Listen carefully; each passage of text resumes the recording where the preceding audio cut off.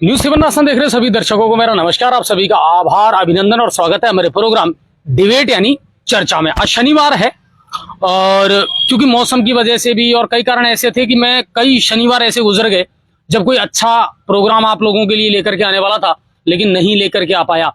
और अभी भी मैं इस बात को क्लियर कर रहा हूं, जैसा मैंने आपसे कल कहा, कोई श्योरिटी नहीं है सर प्रदेश भर में लाइट की क्या स्थिति है, कोई नहीं जानता कब ये बत्ती गुल हो जाए और कब कार्यक्रम गड़बड़ हो जाए। इन चीजों को लेकर के थोड़ा सा डर रहे थे हम और इसी वजह से हम डिबेट वाला जो प्रोग्राम है ना वो नहीं कर पा रहे थे। लेकिन आज आप जोड़ें और शेयर करें। सिर्फ फेसबुक पर लाइव है, यूट्यूब पर आज हम लाइव नहीं है। और इसलिए जुड़ें कि देखिए जैसे जैसे चुनाव नजदीक आते जा रहे हैं वैसे वैसे कहते हैं राजनीति का और मुद्दों का चोली दामन का साथ है। अगर मुद्दे खत्म हो गए तो राजनीति खत्म हो जाएगी। लेकिन क्या राजनीति करने के लिए मुद्दों का होना बहुत जरूरी है? बिल्कुल जरूरी है। इस समय जैसे जैसे चुनाव नजदीक आएंगे कुछ नए किरदार उभर करके सामने आएंगे। परंपरागत अगर किरदारों की मैं बात करूं तो हमारे पास में ले दे करके सिर्फ दो विकल्प हैं, है ना। अगर बीजेपी से हम बात करें तो साहब विधायक मानसिंह गुर्जर हैं, पूर्व विधायक। और अगर वर्तमान विधायक की बात करें रामकेश मीणा जी तो बिल्कुल वो हैं। लेकिन क्या इसके अलावा हमारे पास और कोई विकल्प नहीं है? क्या जनता विकल्प चाहती है? दूसरी बात कि गंगापुर सिटी अब जिला बनने की कगार पर है। मैं अभी ये नहीं कह सकता कि जिला बन गया क्योंकि नोटिफिकेशन जारी नहीं हुआ है। लेकिन हाँ, जिले की सारी टर्म एंड कंडीशंस पूरी कर चुके हैं। ओएसडी मैडम यहाँ बैठ चुकी हैं, एसपी महोदय यहाँ बैठ चुके हैं और उसी हिसाब से अब इसका इंफ्रास्ट्रक्चर जो है वो तैयार किया जा रहा है। अगर गंगापुर सिटी जिला बन जाता है, नोटिफिकेशन जारी हो जाता है, तो स्थानीय मुद्दे होंगे क्या? लोग क्या सोचते हैं? ग्रामीण क्षेत्र की जनता क्या सोचती है? बहुत कुछ ऐसा है सर जो राजनीति में उथल पुथल करने वाला है और मुद्दे वो हैं जो जनता के हैं। पार्टियां बहुत बड़े बड़े वादे करती हैं, राजनीतिक पार्टियां अपना अपना एजेंडा जारी कर देती हैं, कहती है साहब लोकतंत्र खतरे में है, संविधान खतरे में है। कोई पार्टी कहती है कि साहब हम फिजा बदल करके रख देंगे दुनिया की और देश की। लेकिन कुल मिलाकर के यह है कि आम जनता को क्या मिलता है।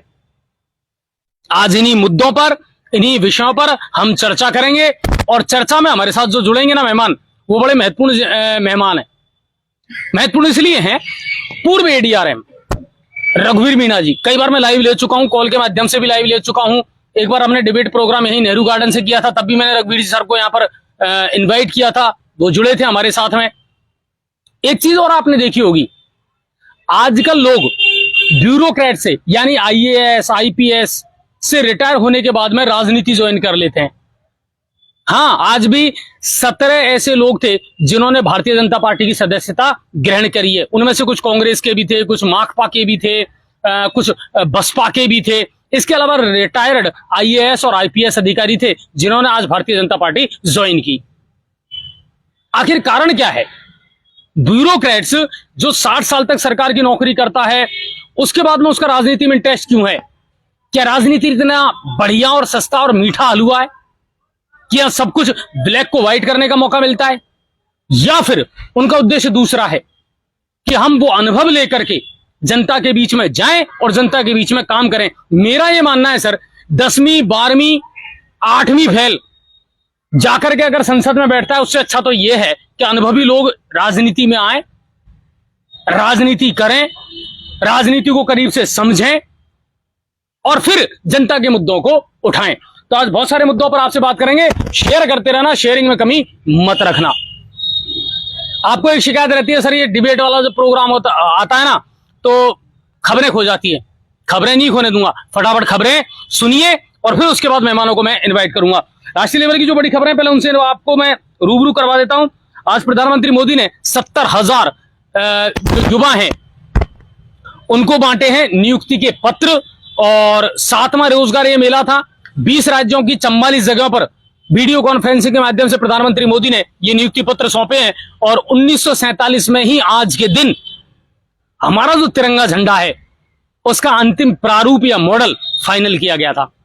और इसमें कोई शक नहीं है कि हमारा जो तिरंगा झंडा ना, इस पर हम गर्व महसूस करते हैं सर। हमारे झंडे में जो रंग है ना वो शायद दुनिया में सबसे अलग है, सबसे जुदा है और हमें इस पर गर्व है।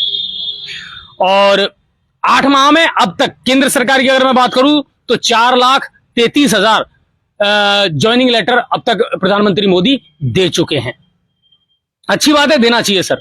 बेरोजगारी सबसे बड़ा मुद्दा रहेगा केंद्र सरकार के खिलाफ, खुल करके कह रहा हूं मैं इस बात को। और इसके अलावा राष्ट्रीय लेवल की कोई बड़ी खबर नहीं है। खेलों की अगर बात करें तो भारत और वेस्ट इंडीज के बीच में दूसरा टेस्ट मैच चल रहा है इस समय त्रिनिदाद में, और तीसरे दिन का खेल जो है वो इस समय जारी है। दूसरे दिन का खेल खत्म होने तक, या ये कहूं कि तीसरे दिन का खेल खत्म होने तक, क्योंकि दूसरे दिन की रिपोर्ट मैंने आपको दे दी थी, तीसरे दिन का खेल खत्म होने तक भारत की स्थिति बहुत मजबूत है। और तीसरे दिन विराट कोहली के शतक, 121 रन की पारी उन्होंने खेली, उसकी बदौलत भारत ने 438 रन का स्कोर खड़ा किया है। और वेस्ट इंडीज के अभी मौजूदा स्थिति में आपको बताऊं तो 86 रन पर 1 विकेट खो करके, और वेस्ट इंडीज इस टारगेट को पीछा कर रहा है। अब बात करते हैं प्रदेश की खबरों की। सब प्रदेश में क्या कुछ चल रहा है भाई? जो चल रहा है ना वो प्रदेश में ही चल रहा है, जो चल रहा है वो प्रदेश में ही चल रहा है। क्यों कि मुश्किल से मुश्किल 2 महीने का वक्त बचा है। जो मेरे पास खबर है उसके मुताबिक यह है कि 2 अक्टूबर को या 3 अक्टूबर को राजस्थान में आचार संहिता लग जाएगी। अभी चल रहा है जुलाई की आज तारीख होगी 22, यानी 8 दिन इसमें बचे हैं। उसके बाद आपका अगस्त और सितंबर, सिर्फ 2 महीने हैं। 2 अक्टूबर को या 3 अक्टूबर को आचार संहिता लग जाएगी, और इन 2 महीनों में सरकार, राजस्थान सरकार, स्पेशली सीएम गहलोत, वो सारे हथकंडे अपनाएंगे, वो सारे काम करेंगे जिससे सरकार रिपीट हो सके। तो इन दिनों जो हलचल है ना वो प्रदेश में ही है। जिन जिन राज्यों में चुनाव है, चाहे केंद्र सरकार की बात कर लें, चाहे राज्य सरकार की बात कर लें, टोटल फोकस जो है वो आगामी चुनावों पर है। मैं आपको बता देता हूं, प्रदेश में आज की जो बड़ी खबर आई वो ये आई है जो मैंने आपको पहले बताया था। भाजपा का कुनबा बड़ा है, भाजपा का कुनबा बड़ा है। भाजपा की आइडियोलॉजी पर ज्यादातर लोग भरोसा करने लगे हैं। बहुत सारे लोग ऐसे हैं जिन्होंने आज अलग अलग पार्टियां छोड़ करके और भाजपा की सदस्यता ग्रहण की है। इसके अलावा रिटायर्ड आईएएस और आईपीएस अधिकारी ऐसे हैं जो आज भाजपा के सदस्य बने हैं। मैं बात करूं तो राजा खेड़ा से विधायक रहे हैं रविंद्र बोहरा, याद होगा आपको अच्छे तरीके से। रविंद्र बोहरा भाजपा से विधायक रहे थे, उसके बाद उन्होंने कांग्रेस ज्वाइन कर ली थी, और वो वापस अब कांग्रेस छोड़ करके अपने बेटे के साथ उन्होंने भाजपा ज्वाइन कर ली है। अनूपगढ़ से माकपा के विधायक बने थे पवन दुग्गल, उन्होंने अपनी पत्नी के साथ में आज भारतीय जनता पार्टी ज्वाइन कर ली। इसके अलावा माकपा से ही विष्णु भांबू हैं, उन्होंने भी बीजेपी ज्वाइन की है। कांग्रेस नेता शिवचरण कुशवाहा, आपको याद होगा शोभा रानी कुशवाहा के सामने कांग्रेस के टिकट पर चुनाव लड़े थे, हार गए थे वो, और अब उन्होंने बीजेपी ज्वाइन की है। बसपा से लल्लू राम बैरवा, पिंकी वर्मा, उन्होंने भाजपा ज्वाइन की है। रिटायर्ड आईएएस अधिकारियों की अगर आप बात करें, आईपीएस और आईएएस अधिकारियों की, तो पूर्व आईपीएस जसवंत संपत राम, उन्होंने बीजेपी ज्वाइन की है। पूर्व आईएएस डॉक्टर सत्यपाल सिंह, याद है आपको? हाँ, सवाईमाधोपुर जिले के जिला कलेक्टर रहे थे सत्यपाल सिंह जी, अच्छा कार्यकाल रहा उनका, उन्होंने भी भारतीय जनता पार्टी ज्वाइन की है। और मनोज शर्मा है, इसके अलावा जीएसटी के अधिकारी रहे हैं दिनेश रंगा, उन्होंने भी भारतीय जनता पार्टी जो है ज्वाइन की है। और प्रभारी मंत्री अरुण सिंह, प्रदेश अध्यक्ष सीपी जोशी, नेता प्रतिपक्ष जो है राजेंद्र राठौड़, उन्होंने भारतीय जनता पार्टी इनको ज्वाइन करवाई है। शेयर कर रहे हैं कि नहीं कर रहे? कम कर रहे हो भाई, लोग भी कम जुड़े हैं और शेयर भी कम कर रहे हो आप। मुद्दों पर बात करेंगे आज, और बड़ी तीखी बात करेंगे और सीधी बात करेंगे। कोई विधायक हो, कोई पार्टी हो, ये हमारे लिए मायने नहीं रखता। इंपॉर्टेंट ये है कि जनता क्या सोचती है, और जनता के अपने मुद्दे क्या है, और जनता के दिल की बात क्या है। ठीक है, तो फटाफट आप लोग शेयर भी करते रहना और ज्यादा से ज्यादा लोगों को जोड़ें, क्योंकि आज सिर्फ फेसबुक पर लाइव है। तो ये अंदर से खबर निकल करके आई है प्रदेश लेवल की। इसके अलावा और बताऊं मैं आपको, चुनाव से पहले पायलट के समर्थक और ग्रामीण विकास राज्य मंत्री, जिनके पास सैनिक कल्याण बोर्ड का भी चार्ज था, राजेंद्र गुढ़ा, है ना, कल मैंने आपको बता दी थी ना ब्रेकिंग, जब हमारा कल का प्रोग्राम चल रहा था तो ब्रेकिंग ये कल ही आ गई थी कि साहब उन्होंने कुछ ऐसा कह दिया था विधानसभा में। उसके बाद उनकी जो सदस्यता है वो चली गई, और सदस्यता जाने के बाद में रिजल्ट क्या निकला वो मैं आपको बता देता हूं। उनको बर्खास्त कर दिया सीएम गहलोत ने, और अब वो जल्दी ही चुनाव से पहले पहले कांग्रेस भी छोड़ सकते हैं। दरअसल मैं आपको बात बताऊं, सचिन पायलट भी पता नहीं क्या चक्कर पड़ गया, नहीं तो बहुत कुछ संभव था कि सचिन पायलट भी बहुत जल्द ही कांग्रेस छोड़ने वाले थे। राजेंद्र गुड़ा कांग्रेस छोड़ने वाले हैं और जल्दी ही शायद हो सकता है वो बीजेपी का दामन थाम लें। हालांकि उन्होंने आज भी ट्विटर के माध्यम से और खुलकर के बयान दिया है कि अभी तो हुआ नहीं है, अभी तो आने वाले दिनों में और बहुत सारी पोल जो है वो कांग्रेस सरकार की मैं खोलूंगा। अच्छा, इसके अलावा एक बात और बता दूं, दिव्या मदेरणा, जी हां, दिव्या मदेरणा को भी नोटिस देकर के जवाब मांगा है प्रभारी मंत्री सुखजिंदर सिंह रंधावा ने, जो प्रभारी हैं यहाँ के, उन्होंने भी जवाब मांगा है। क्योंकि दिव्या मदेरणा जो है ना, वो भी काफी कुछ सरकार के खिलाफ बोलती रहती है लगातार। कल परसों भी उन्होंने एक बयान दिया था कि साहब लोग क्या सुरक्षित होंगे, मैं खुद एमएलए होकर के सुरक्षित नहीं हूं, मेरी गाड़ियों पर हमला होता है, मेरे अपराधियों को अब तक गिरफ्तार नहीं किया गया है।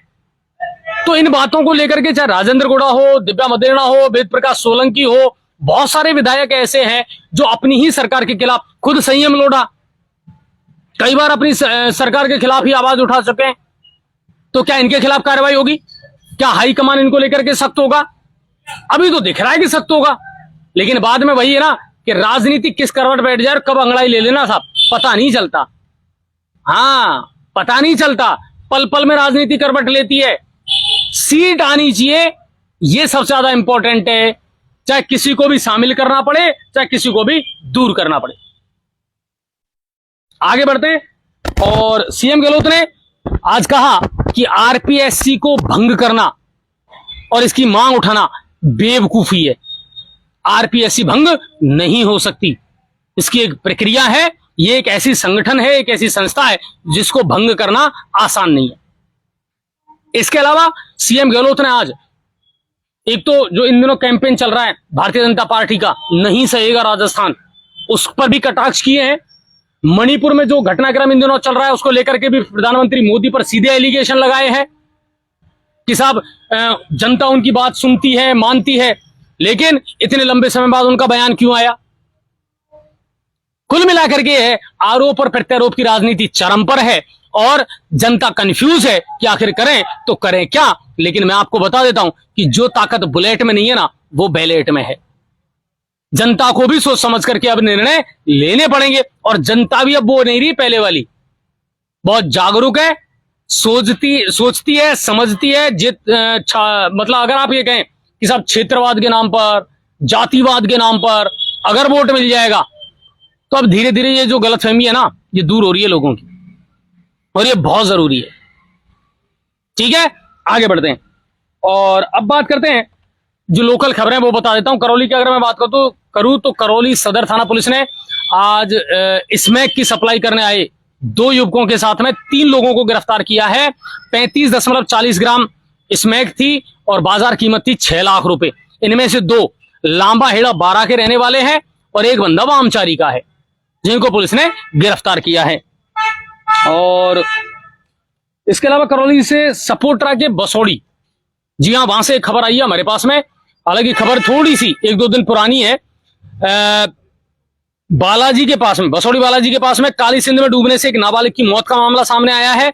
बालक गौरव बैरवा सपोट्रा का रहने वाला था और गहरे पानी में चला गया।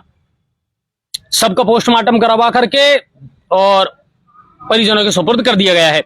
हिंडौन से भी आज एक खबर आई है, महावर कॉलोनी के पास की घटना है, खादी भंडार के, और आपसी विवाद में, पुरानी रंजिश का कोई मामला था, इसमें आपसी विवाद में 2 पक्षों में झगड़ा हुआ और 6 लोग इसमें घायल हुए हैं। बात करें गंगापुर सिटी की या सवाई माधोपुर की, तो बामनवास विधायक इंदिरा मीणा, क्या कहने साहब, आजकल बड़ी कम हाईलाइट है ये। हाँ, आजकल इनके खिलाफ कंट्रोवर्सी ज्यादा हो रही है, चाहे वो बजरी खनन का मामला हो, चाहे इनके गनमैन का मामला हो। हाँ, इनको लेकर के ज्यादा हाईलाइट है। लेकिन एक अच्छी खबर आज ये आई है कि विधायक इंदिरा मीणा ने एक वादा किया था अपने क्षेत्र के उन विद्यार्थियों से जिन्होंने 10वीं और 12वीं में टॉप रैंक बनाई है, 90% से ज्यादा अंक हासिल किए हैं, ऐसे 17 विद्यार्थियों को आज विधायक इंदिरा मीणा ने जयपुर से दिल्ली विमान के द्वारा हवाई यात्रा करवाई है। 2 दिन का ये टूर है, उसका सारा हर्जा खर्जा जो भी है वो विधायक महोदय खुद अपने पेटे से देंगी, अपने कोटे से देंगी। अच्छा है, उन बच्चों को मोटिवेशनल मिलता है और उन बच्चों को नई दुनिया देखने को मिलती है। आप में से, हम में से बहुत सारे करोड़ों लोग ऐसे हैं सर जिन्होंने शायद अभी तक हवाई यात्रा नहीं की, हवाई सफर नहीं किया। और ये 10वीं और 12वीं में पढ़ने वाले ग्रामीण क्षेत्र के ये वो बच्चे हैं जो आज इनकी बदौलत कम से कम इस नए सपने को जी तो रहे हैं। तो थैंक यू मैम, बिल्कुल अच्छा करोगे, तारीफ करेंगे, लेकिन ये मत भूलो कि भ्रष्टाचार के, अवैध बजरी खनन के, आपके गनमैन को लेकर के, ट्रांसफर को लेकर के आप पर जितने एलिगेशन लगे हैं वो भी सही हैं। इनका जवाब भी देना पड़ेगा और जनता इनका जवाब भी आपसे मांगेगी। और इसके अलावा गंगापुर सिटी सवाई माधोपुर जो हाईवे है उससे आज एक खबर निकल करके आई थी, जो लाइव भी आपको दिखाई थी, कि कुरक्टा पर मोड़ के पास में 2 बाइकों में भिड़ंत में 4 लोग घायल हुए हैं और लाइव आपको हॉस्पिटल से दिखाया था। मिर्जापुर क्षेत्र साहब इन दिनों सबसे ज्यादा सेंसिटिव जोन बना हुआ है कि साहब हाई कोर्ट के आदेश के बाद में मिर्जापुर और ईदगाह से लेकर के मिर्जापुर तक का जो क्षेत्र है उसको अतिक्रमण मुक्त किया जाएगा। दुकानें टूटेंगी, मकान टूटेंगे। कल ये लोग ओएसडी मैडम से भी मिले थे, मैंने विस्तार से आपको पूरी जानकारी दी थी। आज तहसीलदार महोदय ने, पूरे प्रशासनिक अधिकारियों ने वहां जाकर के और निशान लगा दिए हैं किसकी दुकान या मकान कितना जाएगा, बस। और आपके पास में कल और परसों का टाइम है। हुजूर आला 2017 का ये मामला है, लेकिन आप लोगों ने लापरवाही की। अगर आप अदालत का दरवाजा खटखटाते ना तो शायद आपको राहत मिल सकती थी, लेकिन 2 बार कोर्ट ऑफ कंटेम्प्ट हो चुका है, यानी कोर्ट की अवमानना हो चुकी है।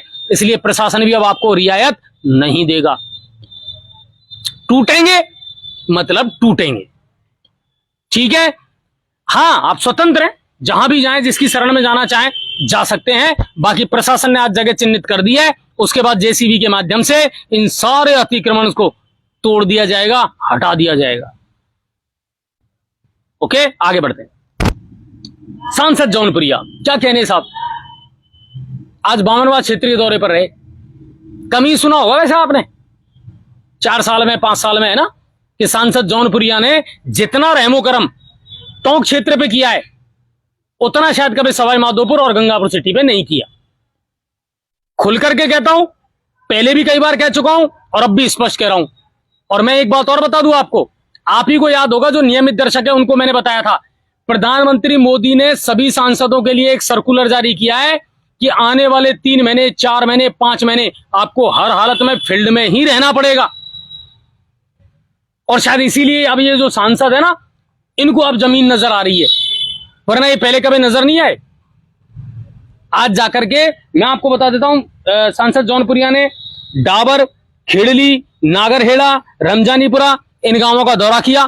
प्रधान शशिकला उनके साथ थी और विकास कार्यों का शिलान्यास किया है और कहा कि 4623 करोड़ 4623 करोड़ रुपए पानी के लिए केंद्र सरकार से मैं लेकर के आया हूं, ताकि पानी की समस्या का समाधान हो जाए। हमारे तो आज तक यही समझ में नहीं आया, ये पैसा आप लेकर के आए हो या राज्य सरकार लेकर के आई है। रामकेश जी ढिंडोरा अलग पीट रहे हैं, आप अलग पीट रहे हो, और दूसरी बात गहलोत साहब अलग ढिंडोरा पीट रहे हैं। साहब 4623 करोड़ मैंने चंबल परियोजना के लिए सवाई माधोपुर जिले को दिए हैं। Who is right, who is wrong, we don't know, हमें नहीं पता, बट ये सही है कि 4623 करोड़ रुपए आए हैं। जौनप्रिया जी कह रहे हैं केंद्र सरकार से मैं लेकर के आया हूं, गहलोत साहब कह रहे हैं बजट में हमने घोषणा की थी, रामकेश जी कह रहे हैं 4623 करोड़ रुपए मैं लेकर के आया हूं चंबल परियोजना के लिए और पानी की समस्या के लिए। पैसा आपके पास हो सकता है आ गया हो, लेकिन जनता की समस्या का समाधान नहीं हुआ है। और जौनप्रिया जी मैं आपको बता दूं, सवाई माधोपुर और गंगापुर सिटी में तो कम से कम आपको लेकर के फीडबैक अच्छा नहीं है। अच्छे बिजनेसमैन हो सकते हैं, अच्छे इंसान हो सकते हैं, मगर एक अच्छे राजनीतिक आप साबित नहीं हुए, जबकि जनता ने आपको दूसरी बार मौका दिया था। आगे बढ़ते हैं। और दिल्ली मुंबई एक्सप्रेस वे है और जो चीजें हैं केंद्र की, ये जो उपलब्धियां हैं, ये जौनप्रिया साहब ने आज गिनाई। शहर में बिजली के वोल्टेज पूरे शहर में ही है, किसी 1-2 वार्ड की बात नहीं कर रहा हूं, पूरे गंगापुर सिटी में हर वार्ड में बिजली के वोल्टेज कम आ रहे हैं, कूलर रेंग रेंग करके चल रहे हैं, गर्मी बेइंतहा पड़ रही है, लेकिन बिजली विभाग के पास कहने को कुछ भी जवाब नहीं है। साफ कह रहा हूं मैं, क्योंकि राज्य सरकार के पास में भी कोई जवाब नहीं है। आज मैंने कहीं पढ़ा था कि साहब जो कोल आवंटन था वो हमको नहीं मिल पाया है, वो जमीन नहीं मिल पाई है, आज फिर से हमने केंद्र सरकार को लेटर लिखा है। कितने बेशर्म हो आप लोग कि पिछले 2 साल से ये मुद्दा चल रहा है और आप अभी भी उसी में उलझे हुए लेटरों में, है ना। आपको 2 साल में कोयले की खदानें नहीं मिली, आपको 2 साल में पर्याप्त मात्रा में कोयला नहीं मिला, आप 2 साल में बिजली की उपलब्धता पूरे राजस्थान में उपलब्ध नहीं कर पाए और ले दे करके सारा ठीकरा फोड़ देते हो केंद्र के माथे। आपने क्या प्रयास किए, कितने प्रयास किए, आज तक इसका फीडबैक आपने दिया? आपने अपने लेवल पर क्या प्रयास किए? 2 साल से जनता रो रही है, फिर कह रहे हो 100 यूनिट फ्री कर दी, 200 यूनिट फ्री कर दी, भाड़ में जाओ आपकी यूनिट फ्री। कम से कम 20-22 घंटे प्रॉपर लाइट दे दो। क्या करें लेकिन, क्या करें लेकिन, सरकार के एजेंडे हैं और उन्हीं पर लोग भरोसा करते हैं। वोल्टेज की समस्या पूरे शहर में बनी हुई है। फॉगिंग को लेकर के आज मैंने ओएसडी मैडम को क्लियर, अभी कुछ देर पहले ही मैंने मैसेज किया कि मैम नगर परिषद लापरवाही कर रही है, एएसआई पिंटू मीणा जी जो हैं वो फोन नहीं उठा रहे हैं, मौसमी बीमारियों का प्रकोप चल रहा है, 1500 से 1600 आउटडोर इस समय जिला चिकित्सालय गंगापुर सिटी में चल रहा है और इनके पास 2-2, 3-3 मशीनें हैं। उसके बावजूद भी इनमें इतना कॉमन सेंस नहीं, इतनी बुद्धि नहीं है कि अब मौसमी बीमारियों का अगर प्रकोप चल रहा है तो हमको फॉगिंग करवानी है। बुद्धि में है नहीं, इनके में प्लान नहीं है मैम। समस्या तो यह है, हर छोटी छोटी चीज के लिए व्यक्ति आपको ज्ञापन नहीं देगा। संबंधित अधिकारियों से हम बात करते हैं, वो कोई रेस्पॉन्स नहीं देते। घर घर में लोग बीमार हो रहे हैं, मच्छरों का प्रकोप बढ़ रहा है, डेंगू और मलेरिया फैलेगा, लेकिन आप फॉगिंग नहीं करवा सकते। तो फिर किस चीज की तनख्वाह ले रहे हो? अगर आप काम नहीं कर सकते कुर्सी पर बैठ करके, तो आप किस चीज की तनख्वाह ले रहे हो? तो मैंने रिक्वेस्ट भेजी है, उम्मीद करता हूं बहुत जल्दी गंगापुर में 1-2 दिन में ही फॉगिंग शुरू हो जाएगी, ठीक है ना। इसके अलावा और कोई बड़ा इशू नहीं है और कोई बड़ी खबर नहीं है। अब बात करते हैं मुद्दों की, बात करते हैं चुनावों की, बात करते हैं प्रदेश की और बात करते हैं राजनीति। शेयर कर रहे हो कि नहीं कर रहे हो? क्यों सर, लोगों की स्थिति क्या है? शेयरिंग भी कम है और जुड़े हुए कम हो। बहुत कम लोग जुड़ रहे हो। टीम ये कह रही है सर शेयर नहीं कर रहे और बहुत कम लोग जुड़ रहे हैं। आज तो 3 या 4 सैकड़ा हो जाना चाहिए, ठीक है ना।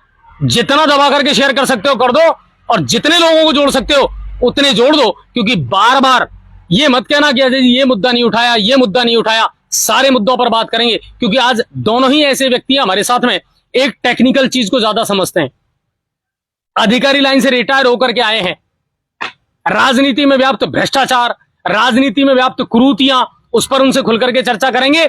इसके अलावा एक ऐसे युवा हैं जो है जिस पार्टी में, लेकिन उसी पार्टी के लेकर के कोई ना कोई वो बगावत करते रहते हैं, क्योंकि उनका ये मानना है कि सर अच्छा हो या बुरा हो बताना तो जनता को चाहिए, ठीक है। उन दोनों शख्सियत को मैं इनवाइट कर रहा हूं और उन दोनों से मैं आपकी मुलाकात करवाता हूं। सबसे पहले मैं इनवाइट करना चाहूंगा पूर्व एडीआरएम रघुवीर मीणा जी को। वो आए और मुझे ज्वाइन करें यहां पर और अपने मुद्दों को लेकर के, अपनी समस्याओं को लेकर के उनसे चर्चा करेंगे कि सर क्या कुछ जहन में चल रहा है और क्या पब्लिक का फीडबैक है। तो सबसे पहले मैं इनवाइट करूंगा रघुवीर सर को। सर बहुत बहुत धन्यवाद, बहुत बहुत शुक्रिया और आइए और ज्वाइन कीजिए मुझे यहाँ पर। और एक दूसरे शख्स जो हैं वो मेरे स्टूडेंट रहे हैं, युवा हैं और कांग्रेस ने बड़ी जिम्मेदारी उनको दी है जिले में, लेकिन कुल मिलाकर के है कि जनता के भ्रष्टाचार के, जनता के मुद्दे जो हैं वो लगातार बेबाक तरीके से उठाते रहते हैं।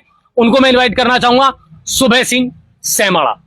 आप आए और मुझे ज्वाइन करें यहां पर और बहुत बहुत स्वागत है उनका, क्योंकि वो बहुत एक्टिव रहते हैं फील्ड में। सुबह भाई स्वागत है आपका। और ये उनकी थोड़ी सी एक परंपरा है कि मैं उनका टीचर रहा हूं, तो वो उसी जो पद है उसको आज भी निभा करके चलते हैं। सर सबसे पहले तो आप दोनों का बहुत बहुत स्वागत है न्यूज़ 7 राजस्थान पर। क्या कहना चाहेंगे, किस तरह की मुहिम हमारे के द्वारा चल रही है और किस तरह आप लोग मानते हैं कि हाँ मीडिया कम से कम एक बहुत महत्वपूर्ण जिम्मेदारी निभाता है लोकतंत्र में? तो थैंक यू अजय जी। तो आपका जो न्यूज़ 7 है, मैं काफ़ी लंबे समय से इसको फॉलो करता हूँ और मैं देखता हूँ कि आप बेबाक तरीके से जो सही बात है उसको बोल पाते हो। बहुत सारे लोग घुमा फिरा के बोलते हैं, लेकिन आप जो मुद्दे जनता से जुड़े हुए हैं उनके ऊपर एकदम स्पष्ट बोलते हो और उसका एक्शन भी उसके ऊपर होता है। तो ये आपका बहुत बड़ा रोल है, लोगों की मदद कर रहे हैं आप और मैं तो कहूंगा कि मीडिया का बहुत बड़ा रोल होता ही है पूरे सिस्टम में। अगर वो अपनी जिम्मेदारियां समझे। हाँ, अगर अपनी जिम्मेदारी समझे तो आप गोदी मीडिया के पार्ट नहीं हो, आप एक अच्छे मीडिया के पार्ट हो, ये मैं कहना चाहूंगा। चलिए शोभे भाई, क्या कहूं मैं आपसे तो मैं लंबे समय से जुड़ा रहा हूं। बेबाक तरीके से आप भी जनता के मुद्दे उठाते हैं, युवा हैं, वो दर्द वो तकलीफ आप भी महसूस करते हैं लोगों की, क्योंकि राजनीति एक अपनी अलग जगह है। लेकिन सबसे बड़ी बात है कि जेन्युइन मुद्दे जो हैं लोगों के, उनको लेकर के मीडिया कितना बेबाक है, निष्पक्ष है, और मीडिया की कितनी महत्वपूर्ण भूमिका है लोकतंत्र में और संविधान के मायने से। सर्वप्रथम न्यूज़ 7 जो हमारा जो चैनल है, उनके सभी दर्शकों को मेरा सादर नमस्कार। और आज आप लोगों ने हमें इनवाइट किया और जन समस्याओं को रखने का मौका दिया, उसके लिए आपका हृदय के गहनतल से आभार व्यक्त करता हूं। और मैं बता देना चाहता हूं सभी दर्शकों को कि न्यूज़ 7 जो हमारा जो चैनल है गंगापुर सिटी का, वो पूरी निष्पक्षता के साथ में, और जो भी हमारे जो क्षेत्र की जो समस्याएं होती है उनको बेबाक और निष्पक्ष तरीके से आप दिखाते हो। हमें बहुत अच्छा लगता है कि आप लोगों ने और आपकी जो खबर का जो असर होता है वो बहुत पॉजिटिवली होता है। चलिए अब बात करते हैं मुद्दों की और बात करते हैं राजनीति की। अच्छा रघुवीर सर, एक बात मुझे बताइए, एक अच्छी नौकरी आपने की, अच्छी पोस्ट पर आप रहे, लंबे समय तक आपने एक अच्छे डिपार्टमेंट को, जो मेरे ख्याल से दुनिया का सबसे बड़ा डिपार्टमेंट माना जाता है रेल विभाग हिंदुस्तान का, वहां एक अच्छी पोस्ट पर आपने नौकरी की। एक तो आजकल पता नहीं क्यों ये प्रचलन हो गया कि जब भी कोई IAS अधिकारी, IPS अधिकारी या ब्यूरोक्रेट से कोई व्यक्ति रिटायर होता है तो वो सबसे पहले राजनीति ज्वाइन करता है। क्यों? उसके पीछे उद्देश्य क्या होता है, क्या मोटिव होता है उनका? देखो, जब भी मैं बेसिकली आपको ये कहूंगा जी कि अगर व्यक्ति में समाज सेवा का भाव है तो वो बहुत पहले से ही कुछ करता रहता है। वो अचानक रिटायर हुआ और उसके बाद में उसने कुछ किया, ऐसा संभव नहीं है। जैसे मैं तो मेरे बारे में बताऊंगा कि मैंने करीब, मैं आपको बताऊंगा कि 90 से 94 के बीच में मैं बिहार में जमालपुर में पढ़ता था। उस समय मैं वहाँ पे जनरल सेक्रेटरी बना। जनरल सेक्रेटरी मतलब काफी बड़ी एक पोस्ट होती थी, यहाँ मैं पढ़ता था उधर। तो मैंने जितने भी मैस में लोग काम करते थे, मैंने सबकी सैलरी डबल कर दी उसी जमाने में, 90 से 94। और उनके बच्चों को और उनको मैं अपना टाइम निकाल के पढ़ाता था। तो ये मेरे में मतलब पहले से था कि लोगों के लिए मैं कुछ करूं। फिर मैं गांधीधाम में, जब अर्थक्वेक के टाइम मेरी पोस्टिंग थी, तो हमने बहुत आउट ऑफ वे जाके लोगों की मदद की। मेरे को नेशनल अवार्ड मिला मदद करने के लिए। उसके बाद मैं जयपुर में मेरी पोस्टिंग हुई। उस समय मैंने गांव में 2004-5 की बात है, तब भी मैंने आई कैंप लगवाया। आई कैंप में करीब 35 लोगों के ऑपरेशन करवाए, वो लोग बहुत खुश हुए। उसके बाद में बहुत सारे और मुद्दे आए। कोरोना का टाइम अभी रिसेंटली था, कोरोना में हमने जयपुर में गांव में बहुत लोगों की मदद की, काफी पैसे इकट्ठे कराए, हॉस्पिटल्स में मेडिसिन दी और सिलेंडर ऑक्सीजन के दिलवाए, ऑक्सीमीटर दिलवाए। और तो जितने भी जो मसले हैं उनमें हमेशा हम लोगों ने लोगों का आवाज उठाई। और जो एक 2020 में हमने प्रारंभ किया था कि पांचना डैम की नहरों में 17 साल से पानी नहीं खुल रहा है, किसानों को करीब 100 करोड़ का लॉस हो रहा है, तो मैंने 2020 में एक ग्रामोत्थान संस्था की स्थापना करी। और स्थापना करके हमने उसमें PIL लगाई। और आपको पता है कि कोर्ट ने, माननीय राजस्थान उच्च न्यायालय ने उसमें आदेश जारी किए हैं कि नहरों में पानी खुले। और जब पानी नहीं खुला तो हमने जनवरी 2023 में कंटेम्प्ट लगाया। और कंटेम्प्ट के बाद में कलेक्टर और SP करौली पिछले 5 बार से लगातार वहां हाजिरी दे रहे हैं। और मेरे को पूरा विश्वास है कि इस बार जो फसल का सीजन आएगा उसमें पानी खुलेगा। तो ये बैकग्राउंड मैंने इसलिए बताया कि मेरे में एक सेवा करने का भाव बहुत पहले से था। अब आदमी पॉलिटिक्स में क्यों आना चाहता है, ये आपका प्रश्न था। तो पॉलिटिक्स में आकर आपकी आवाज बुलंद होती है।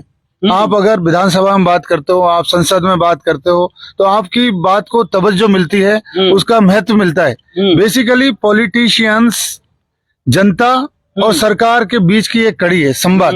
आप जनता की बात को सरकार तक पहुंचाते हो, सरकार की बात को जनता तक पहुंचाते हो। लेकिन कई सारे लोग ऐसा नहीं करते हैं, वो उनकी गलती है। तो मैं तो यही समझता हूं कि अगर कोई व्यक्ति पॉलिटिशियन बनना चाहता है तो वो जनता और सरकार के बीच एक माध्यम बनना चाहता है, जो कि जनता को डायरेक्टली और इनडायरेक्टली बेनिफिट कर सके। और ये बहुत बड़ी बात रघुवीर सर ने कही है, क्योंकि मेरा ये मानना है, जैसे मैं अभी थोड़ी देर पहले आपसे कह रहा था, अयोग्य व्यक्ति की बजाय अगर आप किसी योग्य व्यक्ति को चुनते हैं तो मेरे ख्याल से लोकतंत्र की सही परिभाषा वही है। रघुवीर साहब, कई बार ऐसा होता है लोकतंत्र की अगर परिभाषा को हम बात करें, हर पार्टी अपने अपने हिसाब से लेवल से मुद्दा उठाती है, अरे साहब लोकतंत्र खतरे में है, लोकतंत्र की हत्या हो रही है। जब हम इनका रिकॉर्ड उठा करके देखते हैं सुबह भाई, तो मुझे ये लगता है कि सबसे ज्यादा तो संसद में या विधानसभा में वो पहुंच रहे हैं जिनके खुद के ऊपर अपराध के मुकदमे चल रहे हैं और वो जाकर के वहां कानून बना रहे हैं। आपको लगता है कि राजनीति में ये गंदगी साफ होने का सबसे बढ़िया समय है कि आप उन लोगों को हटाइए और उन योग्य लोगों को पहुंचाइए जो वाकई में लोकतंत्र की और संविधान की अच्छा सम्मान कर सके और उनकी लाज रख सके। तो माननीय सुप्रीम कोर्ट ने अभी रिसेंटली एक डायरेक्शन इश्यू करी है कि पार्टीज को पार्टीज ये बताए कि उनके जितने भी कैंडिडेट्स हैं उन कैंडिडेट के क्या क्या जो क्रिमिनल रिकॉर्ड है उसके बारे में जनता को जानकारी हो। तो ऐसे होने से जनता की बेसिकली पॉलिटिकल एजुकेशन बहुत आवश्यकता है। पॉलिटिकल एजुकेशन नहीं होने से जब से मैंने बीआरएस लिया जनवरी में, उसके बाद लगातार मैं गांवों में जा रहा हूं। पहले भी मैं बात करता था, लेकिन मेरे को लगता है कि अभी भी हमारे क्षेत्र में पॉलिटिकल अवेयरनेस की बहुत आवश्यकता है। लोग ताश खेलते रहते हैं, उनको कोई फर्क नहीं पड़ रहा है कि भाई जनता का क्या हो रहा है, कुछ होना चाहिए कि नहीं होना चाहिए। उनकी अपने परिवार का ही कोई ज्यादा परवाह नहीं है, तो जनता की परवाह तो क्या करेंगे। तो उनको पॉलिटिकल अवेयरनेस की आवश्यकता है। अगर पॉलिटिकल अवेयरनेस होगी तो देश का भला होगा। और वास्तव में आप देखें कि अभी जो एमपीज और एमएलएज है, जैसे मैंने कई बार ये बात बोली कि सरकार का जो बजट है वो इतना ज्यादा बजट है कि 45.03 लाख करोड़ भारत सरकार का बजट था इस साल और 3.9 लाख करोड़ राजस्थान सरकार का बजट था। इसमें अगर वोटर का भाग दे दो तो प्रति वोटर 1,43,000 रुपए प्रति वर्ष उनका वोटर का बजट में हिस्सा आता है। यानी वो आपको मिल रहा है विकास के लिए? नहीं, एक वोटर पे सरकार इतना रुपए खर्च करती है बजट कर रही है बजट। उसमें से 70% जो पैसा है वो आपकी मिलिट्री, पुलिस, एजुकेशन, हॉस्पिटल या असेंशियल चीजों में चला जाता है। विकास के काम में करीब 30% पैसा खर्च होता है। वो 30% भी आप देखें तो 43,000 रुपए होता है। कैलकुलेशन को इजी करने के लिए उसको 40,000 मान लो।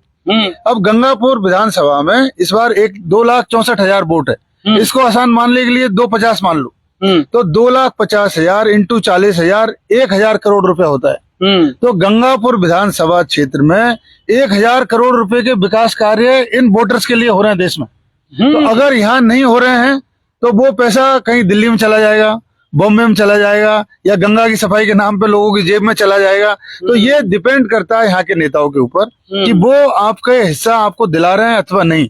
यहाँ जैसे माननीय हमारे सांसद महोदय है, वो मेरे को नहीं लगता सवाई माधोपुर जिला में कभी झांकते भी है। उनको कोई मतलब नहीं है कि किसी तरह से कि काम हो रहा है नहीं हो रहा है, विकास के कार्य कितने हो रहे हैं। ऐसे ही और जो बेसिक सुविधाएं, स्कूल, हॉस्पिटल, उनकी हालत बहुत ज्यादा जर्जर है। तो हमारे जितने भी माननीय विधायक, माननीय सांसद है, ये लोग जनता के साथ में ठीक से न्याय नहीं कर पा रहे, उनको उनका अधिकार दिलाने से वंचित कर रहे हैं। और ये बड़ी बात है, बड़ा प्रश्न है। सुबह भाई युवा हो, आए दिन खबरें पढ़ते हैं, मोटरसाइकिल चोरी में पकड़ में आए, नशे में पकड़ में आए, स्मैक में पकड़ में आए। मुझे लगता है कि आपको कहीं ऐसा महसूस होता है कि हाँ, युवा भी कहीं ना कहीं भ्रमित हुआ है। युवा का जो सही एनर्जी उसकी सही डायरेक्शन में लगनी चाहिए थी, वो नहीं लग पा रही है। बिल्कुल सर, मैं बता देना चाहता हूं कि जैसे कि हम जो गंगापुर का जो माहौल है, आपको पता है कि सुविधा जो हमारे जो डिपार्टमेंट से जिला बनने की ओर है गंगापुर, बिल्कुल सारे अधिकारियों के ऑफिस यहाँ है, लेकिन जिला बनने की जैसे ही जिला बनने की शुरुआत हुई है उसके बाद निरंतर शहर में चोरियां, लूटपाट जो है और नशेड़ियों की हालत आप पर डे देखते हो। हाँ, बहुत बुरी स्थिति है सर, बहुत बुरी स्थिति है। और बिना प्रशासन की मिलीभगत के मैं नहीं, ऐसा नहीं है कि प्रशासन को पता ना हो। मैं चाहता हूं कि प्रशासन द्वारा ऐसी एक कोई टीम गठित की जाए जो कि गांवों तक जाए, शहर नहीं गांवों में अभियान चलाए। बिल्कुल। और हम लोग साथ हैं बिल्कुल, सरकार के प्रशासन के पूरी तरीके से हम कोऑपरेट करेंगे। युवाओं को समझना पड़ेगा सुबह भाई। बिल्कुल, मैं मानता हूं जो सारी जो भाई युवाओं का तो भविष्य बिल्कुल गर्त में है इस चीज को लेकर, क्योंकि आज की तारीख में नशे का जो खुलेआम आप व्यापार भी कह सकते हो, क्योंकि जब सब कुछ आंखों के सामने से हो रहा है। बिल्कुल। करोड़ों की लेन देन हो रही है, सप्लाई हो रही है। डेली के मीडियाबाजी हो रही है, हर चीज, सारी जनता से कोई भी चीज और प्रशासन से कोई चीज छुपी हुई नहीं है। बस हमारे जो ग्रामीण परिवेश के लोग समझ लो, चाहे शहरी लोग समझ लो, किसी को किसी से कोई मतलब नहीं है, लोग जागरूक नहीं है। ऐसा नहीं है कि लोगों को पता नहीं है। तो मैं चाह रहा हूँ कि किसी चीज को हम देख रहे हैं, कहते हैं ना कि किसी अपराध को करने से ज्यादा उसको अपना होते हुए देख रहे हैं, तो वो भी एक बहुत बड़ा अपराध है। जैसे कि मुझे बहुत अच्छा लगा कि न्यूज़ 7 की तरफ से वो जो गड्ढों के लिए जो मुहिम चलाई। आज मैं अभी जब अपने इस कार्यक्रम में आ रहा था, तो रिद्धि सिद्धि हॉस्पिटल के सामने एक 1.5-2 फीट का गड्ढा हो रखा है। हाँ बिल्कुल बिल्कुल। मुझे मैं उसी में से तो मैंने देखा वहां 2-4। और जैसे कि कार्यक्रम हो तो पेचवर्क के नाम पे मिट्टी डलवा दी जाती है। हाँ। जैसे ही बारिश होगी उसमें कीचड़ होगा, लोग और ज्यादा गिरेंगे, और बहुत ज्यादा। बिल्कुल। तो मेरा मानना है कि पेचवर्क भी अगर आप करो तो थोड़ा पक्का तरीके से करे, अच्छे तरीके से करे, क्योंकि जो नगर परिषद का जो बजट है वो तो मिट्टी डालने में भी खर्च होगा, उस मिट्टी को फिर बाद में हटाने में भी खर्च होगा। तो जनता का पैसा है, सरकार का पैसा ना है, जनता का पैसा है, तो उसका सदुपयोग किया जाए, दुरुपयोग नहीं किया जाए। अच्छा, एक चीज और है, आप कांग्रेस के पदाधिकारी हो, शुरू से कांग्रेस में की आइडियोलॉजी में बिलीव करते हो, लेकिन कई बार ऐसी पोस्ट डालते हो, कई बार खुद कांग्रेस की जो नीतियां हैं उनके बारे में विरोध करते हो, तो डर नहीं लगता कि यार मैं जिस पार्टी के साथ में मैं जुड़ा हुआ हूं, मैं उसी पार्टी का विरोध कर रहा हूं? या कई बार आपको भी, क्योंकि अब जैसा अभी मैंने थोड़ी देर पहले बताया, कल राजेंद्र गुड़ा को हटा दिया गया, बर्खास्त कर दिया, दिव्या मदेरणा को नोटिस जारी कर दिया गया, तो अपनी ही पार्टी की रीति नीतियों से आप संतुष्ट नहीं है? पार्टी की रीति नीतियों से मैं संतुष्ट हूँ, लेकिन जो लोग पार्टी की रीति नीतियों का अनुसरण नहीं कर रहे हैं, मैं उनके लिए लिखता हूं, क्योंकि गंगापुर सिटी में राजनीति का व्यवसायीकरण कर दिया गया है। मैं गंगापुर सिटी के हालातों पे लिखता हूं, ना कि पार्टी के हालातों पे। पार्टी के जो हालात हैं गंगापुर सिटी में, वो मेरा मानना यह है कि जो हमारे विधायक महोदय हैं वो पार्टी से रिलेटेड नहीं है। आप सबको पता है कि पहले भी वो बसपा से बिल्कुल चुनकर आए थे, पार्टी ने उनको टिकट दिया, जनता ने नकार दिया। पार्टी की अगर विचारधारा से होते तो ऑब्वियसली चुनाव जीतते, दोबारा वो चुनाव जीते। वो आप सबको पता है सारी हालातों के, वो एक मौका था, उन्होंने बनाया, और अभी भी वो पार्टी को सिर्फ उन्होंने समर्थन दिया हुआ है। तो मेरा मानना यह है, पार्टी ने और सरकार ने उन्होंने कोई समर्थन दिया तो कोई एहसान नहीं किया। मेरा मानना यह है, 4.5 साल वो मुख्यमंत्री बन के रहे। हाँ, आप किसी भी चीज को लेके देख लो, गंगापुर सिटी में चाहे वो मंदिर माफी जमीनों का मसला हो, बिल्कुल आपने उठाया था, वो मैंने बिल्कुल उठाया, लेकिन स्थिति जस की तस है। तो कहीं ना कहीं पूरे जो सिस्टम में है, गंगापुर सिटी नगर परिषद को आप देख लो, भ्रष्टाचार का अखाड़ा बना हुआ है। और जो नगर परिषद में जो मनोनीत पार्षद होते हैं वो सारे बीजेपी के लोग हैं। तो मेरा मानना यह है कि जब हमारी सरकार से समर्थित एमएलए हैं, हमारे जो कैंडिडेट हैं वो तो बरसाती मेंढक हैं, उनका वो भी मौका परस्त लोग हैं। कभी राजपा बनाए तो राजपा की तरफ चले गए, फिर पुणे जैसे इलेक्शन आए फिर पाला बदल। उनको ये पता नहीं है कि गंगापुर सिटी की विधानसभा का कोड क्या है, गंगापुर सिटी में कॉलोनियां कितनी है, वार्ड कितने, गांव कितने। ऐसे लोगों को पार्टी ने टिकट दिया जो लोग मेहनत कर रहे थे। मेरे कहने का मतलब यह है कि कार्यकर्ताओं से पार्टी है, पार्टी से कार्यकर्ता नहीं है, पहली चीज। ठीक है, नेताओं को चुनावों के समय में ही कार्यकर्ता याद आते हैं, पूरे 4.5 साल उनको इग्नोर करके रखते हैं, जबकि बूथ पर कार्यकर्ता लड़ता है, ना कि नेता। तो मेरा मानना यह है, कार्यकर्ता को तवज्जो दी जाए, कार्यकर्ता को आप मेरा मानना यह, कांग्रेस पार्टी को अपोजिशन वाली कोई भी पार्टी चुनाव नहीं हरा सकती। कांग्रेस को सिर्फ कांग्रेस ही तो चुनाव हरवाते हैं। उसका रीजन ये है कि आप पार्टी के कार्यकर्ताओं को तवज्जो नहीं दोगे, तो कहीं ना कहीं पार्टी को नुकसान तो होगा। एक बात है सुबह भाई, अब की बार सबसे ज्यादा ये कि नारा गूंज रहा है कि साहब गहलोत साहब की योजनाओं में कोई कमी नहीं थी, लेकिन हर विधायक को मुख्यमंत्री बना दिया, हर विधायक फ्री हैंड रहा, और उसी के चलते गहलोत साहब से किसी को नाराजगी नहीं है।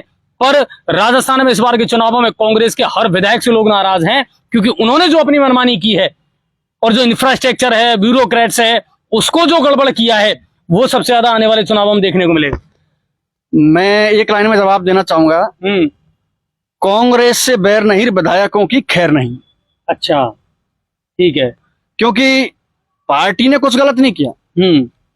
पार्टी की मजबूरी थी कि सरकार बनाए रखना भी हाँ जरूरी था, कुर्सी बचनी चाहिए। चुनौती जैसे हम मान सकते हैं। जिस तरीके से मोदी जी उठा पटक का खेल खेलते हैं, तो उस दौर में हमारे चाणक्य जादूगर कह सकते हैं हम, गहलोत साहब, उन्होंने सरकार धड़ल्ले से, हाँ बिल्कुल, और चैलेंज पे सरकार चलाई है 5 साल। तो हमें गर्व है हमारे पार्टी के माननीय मुख्यमंत्री महोदय पे कि उन्होंने इस चैलेंजिंग टाइम में धड़ल्ले से 5 साल सरकार चलाई। लेकिन हालात ये रहे, रायता फैल गया वो अपन ये भी कह सकते हैं, लेकिन मेरा मानना ये है कि पूरे जो सिस्टम है गहलोत साहब की योजनाओं में कहीं किसी प्रकार की कोई खामियां नहीं है। खामियां रही है तो जो उनके जो प्रतिनिधि जो क्षेत्र में है, अब उनकी भी मजबूरी रही हुई है, ऐसा कुछ नहीं है। तो मैं मानना चाहता हूं, आप लोगों ने 4.5 साल विधायकों की सुनी। मैं गहलोत साहब से भी निवेदन करता हूं कि 6 महीने जो बचे हैं, आप उसमें कार्यकर्ताओं को तवज्जो दे। निश्चित इस बार राजस्थान में कांग्रेस की सरकार रिपीट होगी। लेकिन अब जो ये जैसे जो क्षेत्र में चल रहा है, जैसे कि आज में, जैसे कि हमारे जो खनन विभाग का जो मामला है, तो टोल ना, ये जो नाके बने हुए जगह जगह रॉयल्टी के, तो मेरे पास कई ट्रैक्टर ड्राइवर्स के, डंपर्स ड्राइवर्स के, सबके मेरे पास कई दिनों से फोन आ रहे थे। तो आज मैंने ऑब्जर्व किया, तो मुझे लगा कि चलो उनके पास वहां जाना चाहिए। तो मैं मेरी टीम के कुछ साथियों के साथ वहां उन नाकों पे गया। मेरे पास सबूत भी हैं, सारे एविडेंस हैं। तो वो क्या कर रहे हैं, अनऑथराइज गणपति एंटरप्राइजेज नाम से एक फर्म है, करौली जिला और सवाई माधोपुर जिले का कुछ हिस्सा, अच्छा, इसमें आता है सर। तो वो क्या रखा है कि ठेकेदार द्वारा, या तो मैं कह सकता हूँ, या तो किसी राजनीतिक हस्तक्षेप हो सकता है, या फिर किसी अधिकारी का हो सकता है इन्वॉल्वेशन, किसी की सरपरस्ती में तो कर रहे हैं वो। बिल्कुल बिल्कुल। तो वो क्या कर रहे हैं साहब, मेरे पास जो मैंने आज वर्क किया है, मुझे भी भेजे थे, मैंने आपको भी फोन भी किया था, वीडियोज भेजे थे। तो रॉयल्टी का जो टेंडर होता है करौली प्लस सवाई माधोपुर का कुछ हिस्सा, मैसनरी स्टोन्स का टेंडर हुआ है, जिसमें सिर्फ मोरम और खंडा जो कच्चा माल होता है उसका टेंडर होता है ओनली। बिल्कुल, पक्के माल से इनका कोई लेना देना नहीं होता है। जैसे चाहे गिट्टी हो, चाहे और भी कोई पक्का माल हो, उनसे इनका कोई लेना देना नहीं होता है।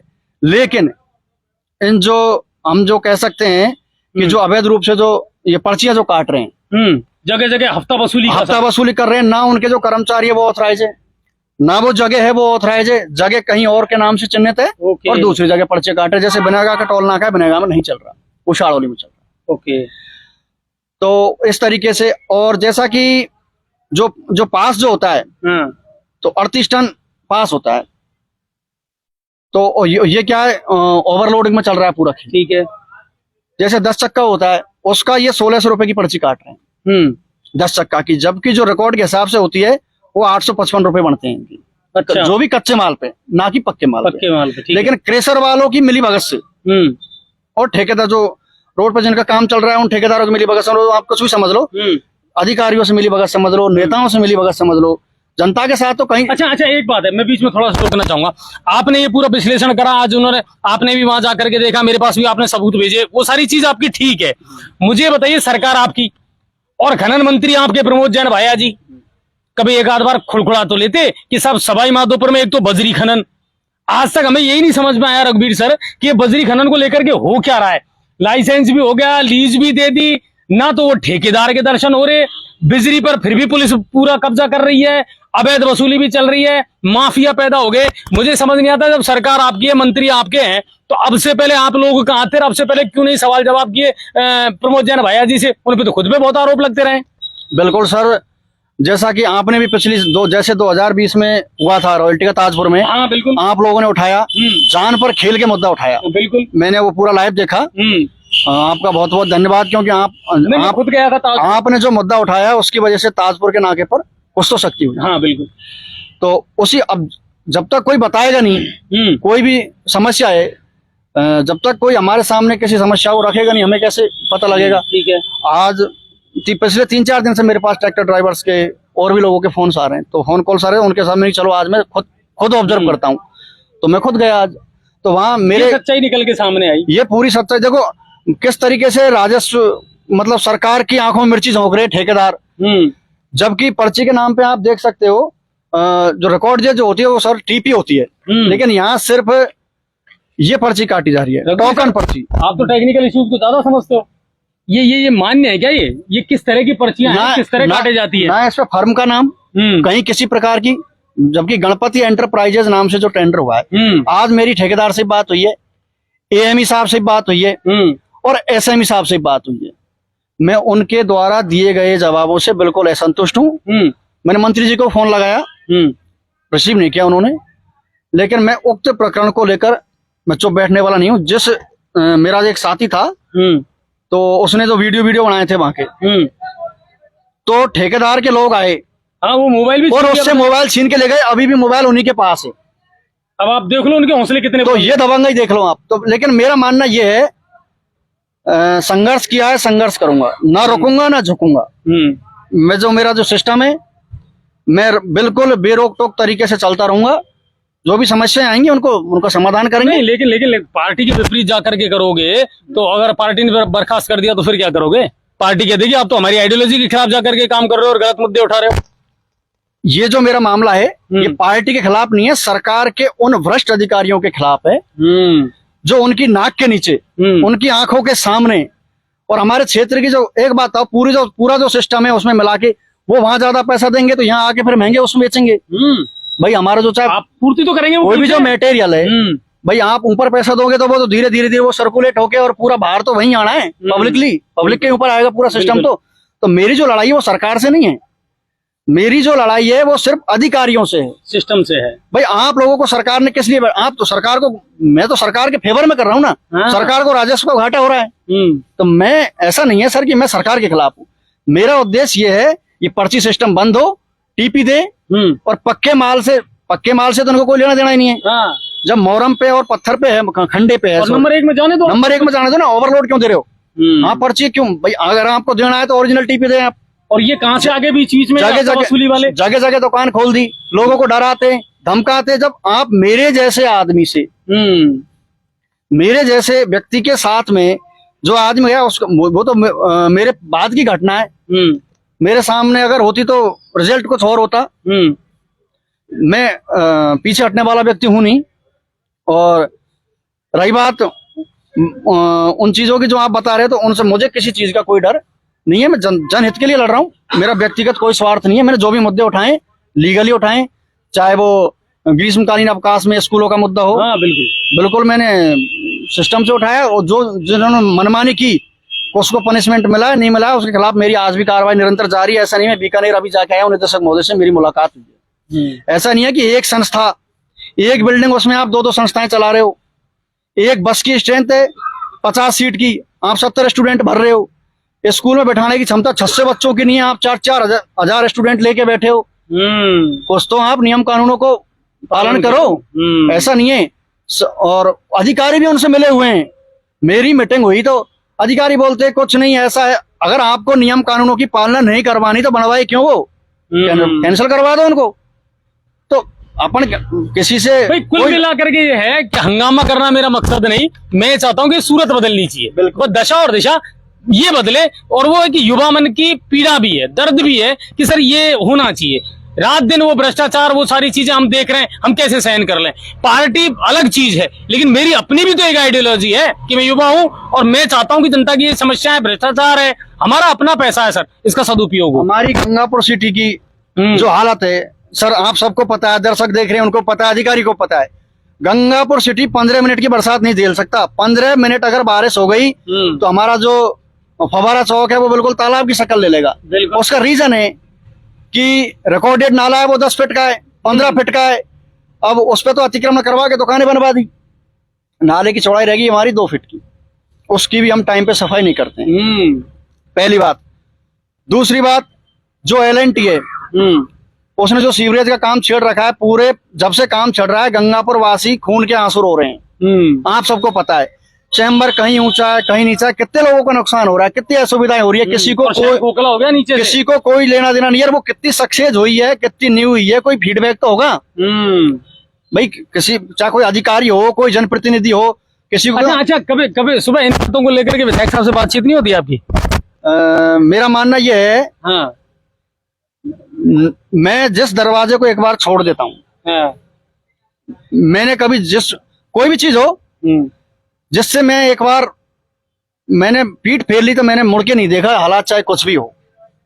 ऐसा नहीं है, मैंने ऊपर मेरी बात हुई है, एक बार मैं धारीवाल जी से मिला तो उनको भी मैंने बोला, मैंने साहब ऐसे इस तरीके से आपने 32 विहीन कोटा कर दिया तो हमारे गंगापुर को भी गड्ढा विहीन कर दो आप। उन्होंने बोला मैं बोलूंगा, लेकिन सारा बजट तो कोटा ही ले गए धारीवाल जी। अब कोटा वो तो चमन कर दिया उन्होंने। उनके पास डिपार्टमेंट है तो मैं चाहता हूँ हर हमारे जो जनप्रतिनिधि है उनको उनसे सीख लेनी चाहिए। जो मतदाता है, जो चुनावों के टाइम पे तो आप उनको देवतुल्य समझ लेते हो, और जब आपकी गरज निकल गई बस फिर गई 5 साल उसने आपने पद को कमर्शियल कर दिया भाई, व्यवसायीकरण कर दिया आपने पद का। जनता के सरोकारों से जो भी समस्या उनसे आपका कोई सरोकार नहीं है। तो मैं तो ये चाहता हूँ जनता से जो जुड़ी समस्या है उनका समाधान हो। हमारे जो ये गड्ढे हुए भाई, मान लिया और ये 10-10 फीट के जो ये काम करते हैं, बजट तो पूरा आर पार आता है ना किलोमीटरों के हिसाब से। 10-10 फीट के टुकड़ों में काम क्यों कर रहे हैं ये? अधिकारियों की मिली भगत है कहीं ना कहीं, काम की क्वालिटी है वो बिल्कुल नगण्य है। तो ऐसा नहीं है, हम तो सही को सही और गलत को गलत कहने में कतई कोई हिचकिचाहट नहीं है। रघुवीर सर, गांव गांव ढाणी ढाणी जा रहे हो, लोगों से मिल रहे हो, गांव के लोगों का फीडबैक ले रहे हो। भ्रष्टाचार बहुत बड़ा मुद्दा है सर, और पिछले 4 साल से राजस्थान सरकार पर सबसे बड़ा जो आरोप लगाया वो ये लगाया है कि साहब गहलोत साहब की योजनाओं में कोई कमी नहीं है, कोई बुराई नहीं है, मगर विधायकों को जो फ्री हैंड दिया है, प्रशासन का, ब्यूरोक्रेट्स का जो गलत दुरुपयोग इन लोगों ने किया है, आप क्या कहना चाहेंगे इस बारे में? जैसे सुबह सिंह ने अभी मैं इतनी देर से सुन रहा था, उसके मन में बड़ी पीड़ा है कि चीजें सही नहीं हो रही। बिल्कुल, पार्टी कांग्रेस का शासन है, वो कांग्रेस पार्टी से बिलोंग करते हैं और फिर भी चीजें सही नहीं हो रही, तो उनके मन में बहुत पीड़ा है। पर मैं ये बताऊंगा आपको कि ये सुबह सिंह अकेले नहीं है, मैंने पूरे क्षेत्र के लोगों को देखा है कि पूरी जनता, 2 शब्द कहूंगा मैं, हताश और निराश। वो इतने हताश है और इतने निराश है, उनको लगता है सिस्टम सही नहीं हो सकता। और इसमें ऐसी स्थिति आने में जो हमारे जन अधिकारी का रोल हो सकता है, लेकिन जो जनप्रतिनिधि है वो अधिकारियों से ऊपर है, उनकी पोस्टिंग वही कराते हैं। अगर वो चाहें तो किसी भी अधिकारी को यहाँ से उठा के बाड़मेर, यहाँ से उठा के जैसलमेर पहुंचा सकते हैं, किसी को एपीओ करा सकते हैं। लेकिन मेरे को लगता है कि ये सब मिक्स्ड अप है, ये जानबूझकर ऐसा होने दे रहे हैं। और गंगापुर का जो हाल है, उसके हाल को इनको खुद को शर्म आनी चाहिए, जो भी जिम्मेदार जनप्रतिनिधि है, कि वास्तव में कि यहाँ की रोड का हालत बहुत खराब है। मैं गंगापुर में करीब 40 साल पहले पढ़ता था, 2083 से लेके 85-86 तक, अब 2023 चल रहा है।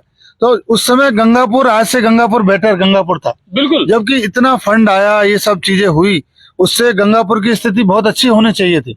लेकिन मेरे को लगता है कि भ्रष्टाचार ही गरीब के सबसे बड़ा दुश्मन है, या आम जन का सबसे बड़ा दुश्मन भ्रष्टाचार है।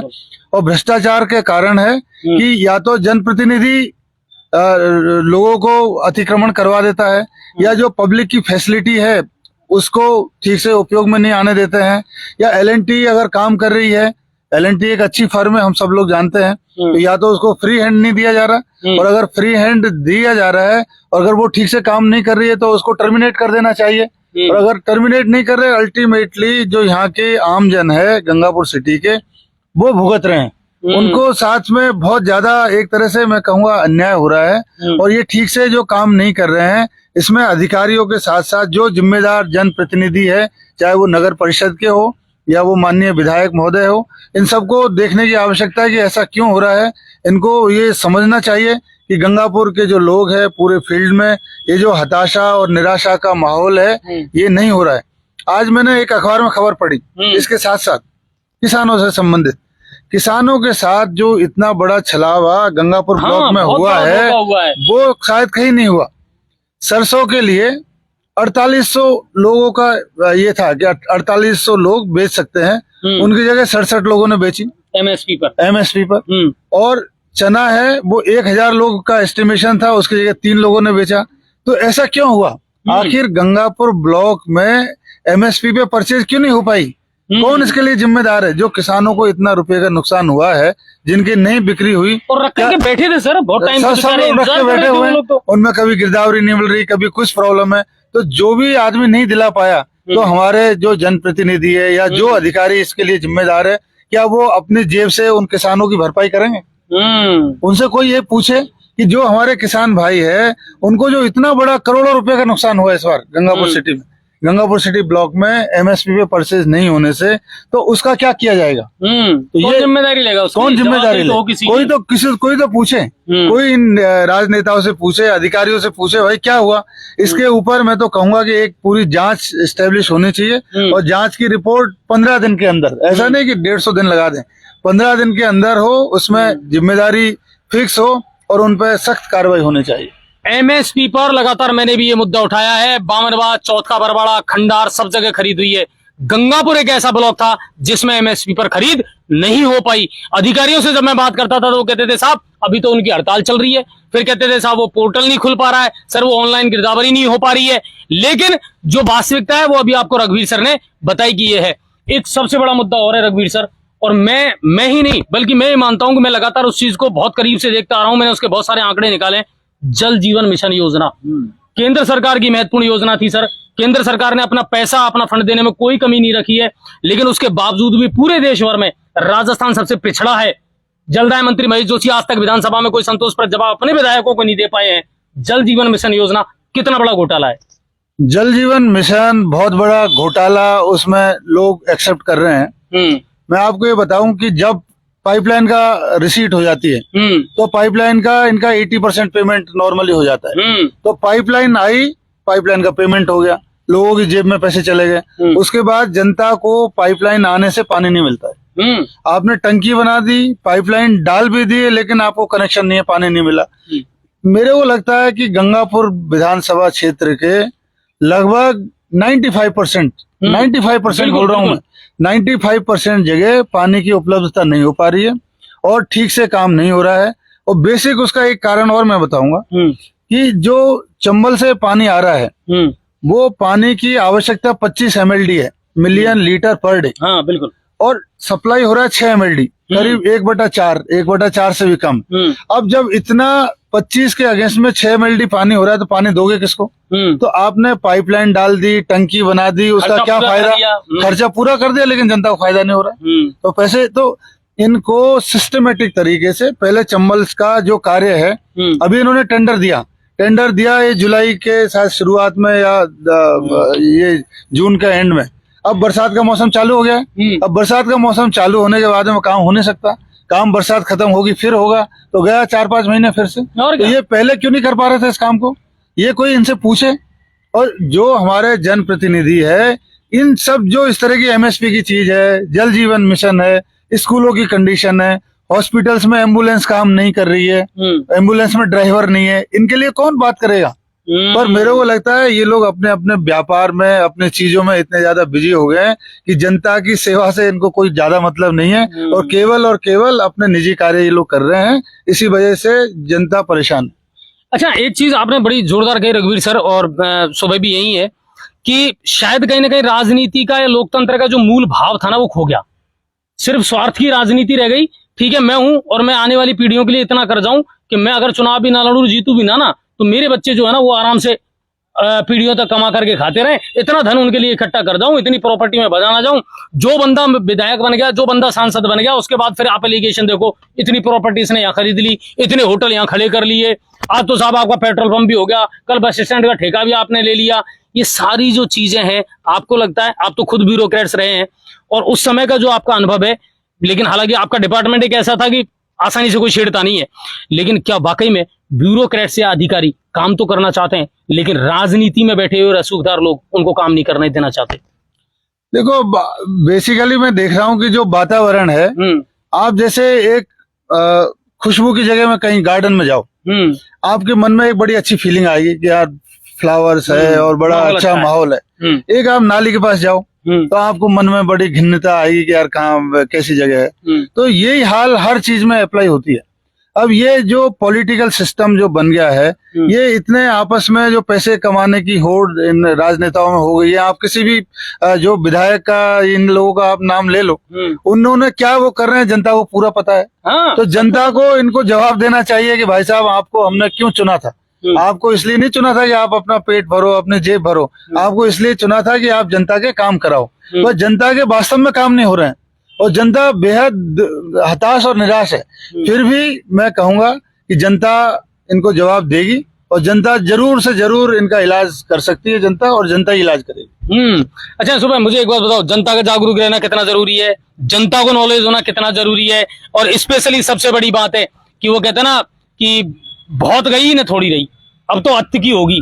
आजादी के 75 साल बाद भी अगर डांग क्षेत्र में सैकड़ों गांव ऐसे हैं जिनको आज तक बिजली उपलब्ध नहीं हो पाई, जो एक एक छोटी छोटी सुविधाओं से महरूम है। मैंने वो प्रोग्राम चलाया था और हमारे मोदी जी कह रहे हैं कि साहब हमने 18,000 गांवों तक लाइट पहुंचा दी, तो साहब यहाँ रहने वाले जो लोग हैं ये जानवर हैं, इंसान है, फिर वोट मांगने कैसे पहुंच जाते हो इन गांवों के पास आप?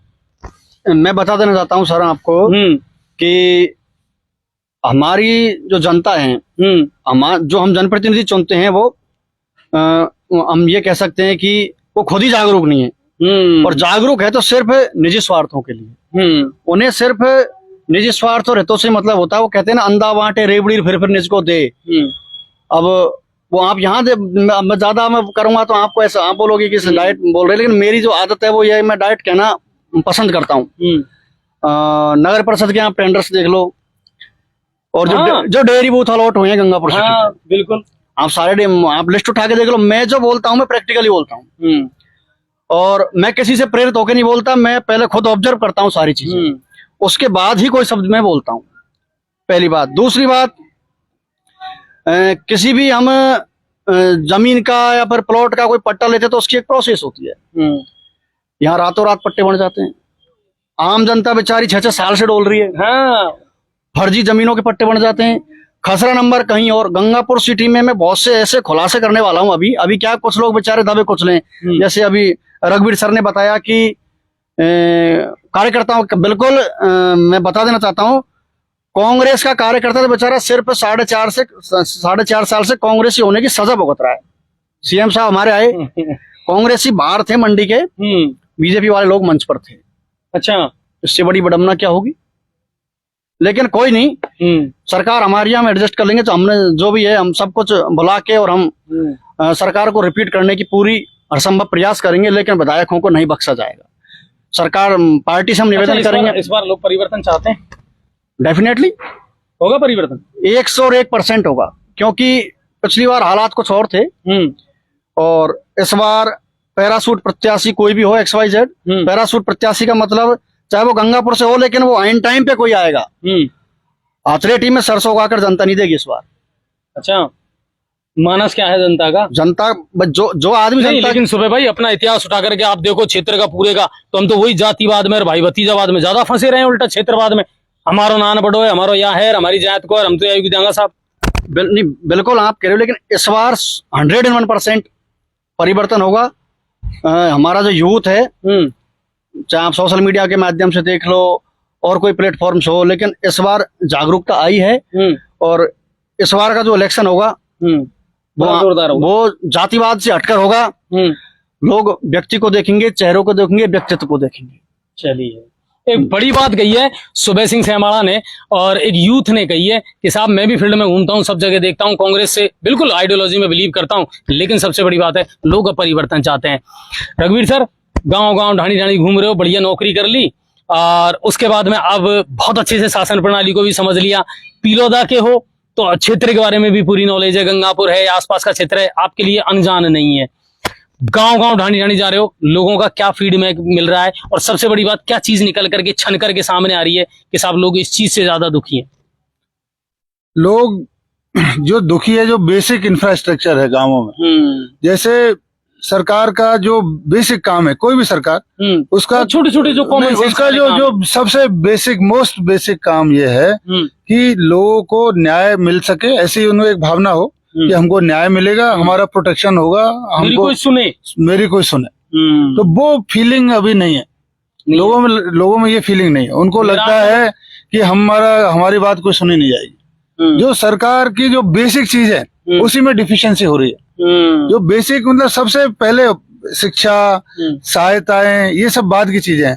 पहली इम्पोर्टेंट चीज ये है, सरकार से हर नागरिक ये उम्मीद करता है कि उसको न्याय मिले, उसकी सुनवाई हो, उसको अगर कोई कष्ट है तो उसकी बात को कोई सुने और बात को सुने और उसका कोई एक प्रोटेक्शन मिले। तो उसमें लोगों को ये लग रहा है जैसे हमारा एमएसपी परचेज है कि साहब किससे कहें, कुछ हो ही नहीं रहा है। बहुत बार हमने कोशिश कर ली। हमारे स्कूल को जैसे मैंने आपको बताया कि 5 कमरे 11 कक्षाएं, अब कैसे बैठेंगे बच्चे? सही है। या आपका उसमें भी छतें चूचा रही हैं। हाँ, उसमें भी छतें। अभी मैं जैतपुर गया था, जैतपुर में कह रहे 12वीं तक स्कूल हो गया लेकिन 2 ही कमरे ऐसे जिनमें लीकेज नहीं है। अच्छा, नहीं सारा 12 क्लास में 2 कमरे। उधर कड़ी झोपड़ी में गया, कक्षा 8 कमरे 4।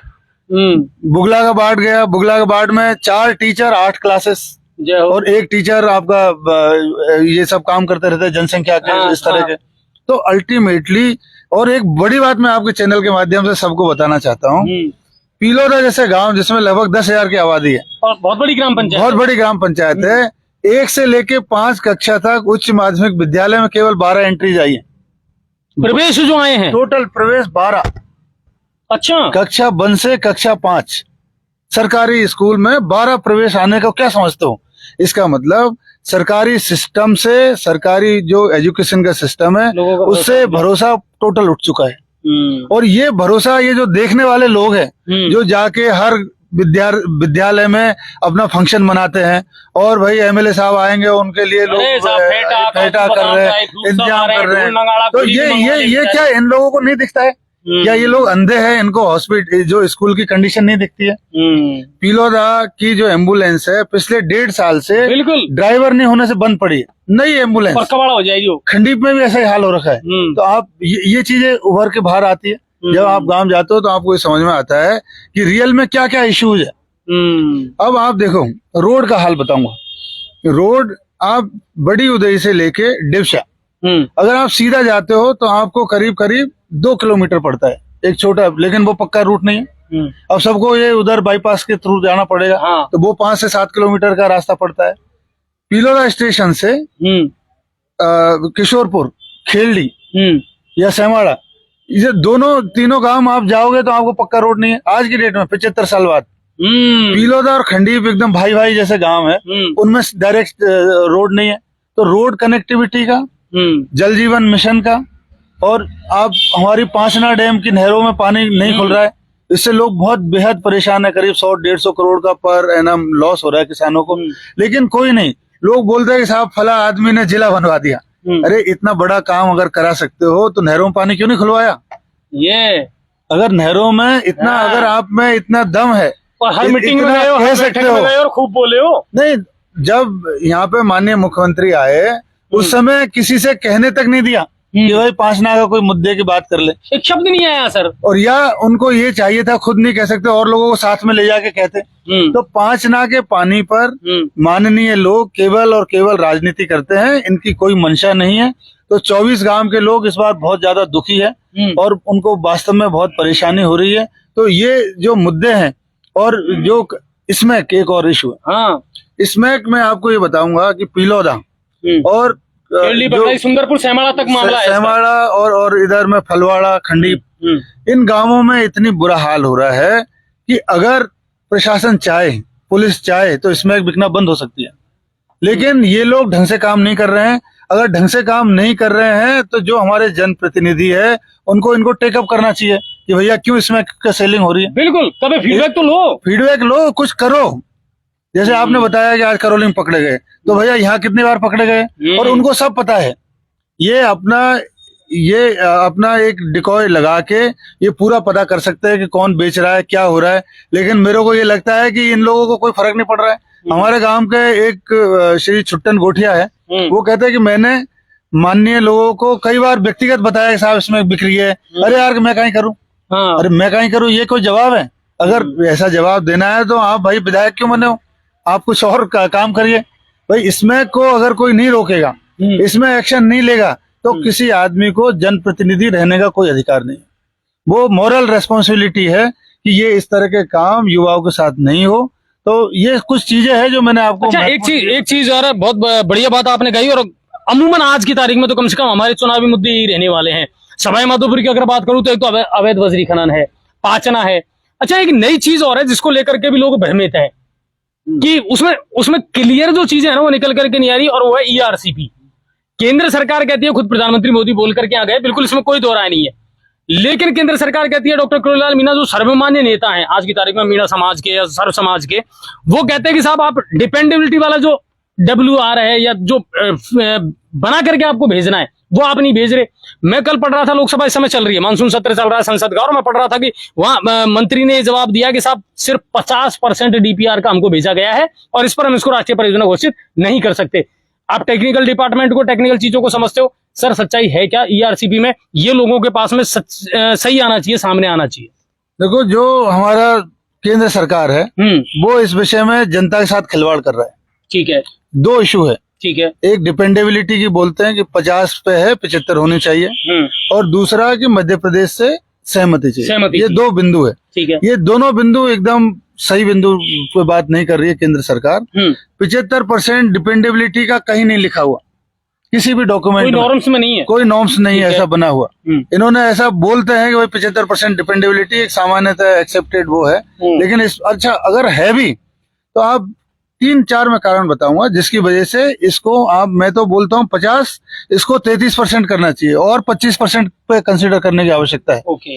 राजस्थान जैसे राज्य में जो पूरा देश है उसकी 10.4% भूमि है और पानी केवल 1.04% है। बिल्कुल, मतलब 1/10 भाग पानी है, जो नॉर्मल पानी अवेलेबल है उसका 1/10 भाग पानी है राजस्थान में, नंबर 1। दूसरा, यहाँ पे 295 वाटर के ब्लॉक है, उनमें से 203 ब्लॉक क्रिटिकल हो चुके हैं। उन क्रिटिकल मतलब आप समझ लो कि आप ग्राउंड वाटर बहुत दिन तक नहीं ले पाओगे। हाँ बिल्कुल, भूल जिला इस तरह का खत्म। तीसरा, राजस्थान में जो क्रॉप कल्टीवेबल एरिया है जिसमें फसल बोते हैं वो 21.59 मिलियन हेक्टेयर है, जो सबसे ज्यादा है किसी एक स्टेट में। अब वो, लेकिन जो इरिगेशन है वो केवल 7.2%। जो इतनी बड़ी भूमि के लिए, इतनी भूमि के लिए करीब 93% जो भूमि है, 92% वो नहर से सिंचित नहीं होती राजस्थान में। तो इतना बड़ा स्कोप है, 92% जो राजस्थान की भूमि है वो नहर से सिंचित हो सकती है अभी। और ये 8% जो आ रहा है 7.2, इसमें भी इंदिरा गांधी कैनाल जो वेस्टर्न पार्ट है उसमें आ रहा है। तो ये 3 चीज हुई। और चौथी एक इम्पोर्टेंट चीज है, चंबल नदी की कैरेक्टरिस्टिक।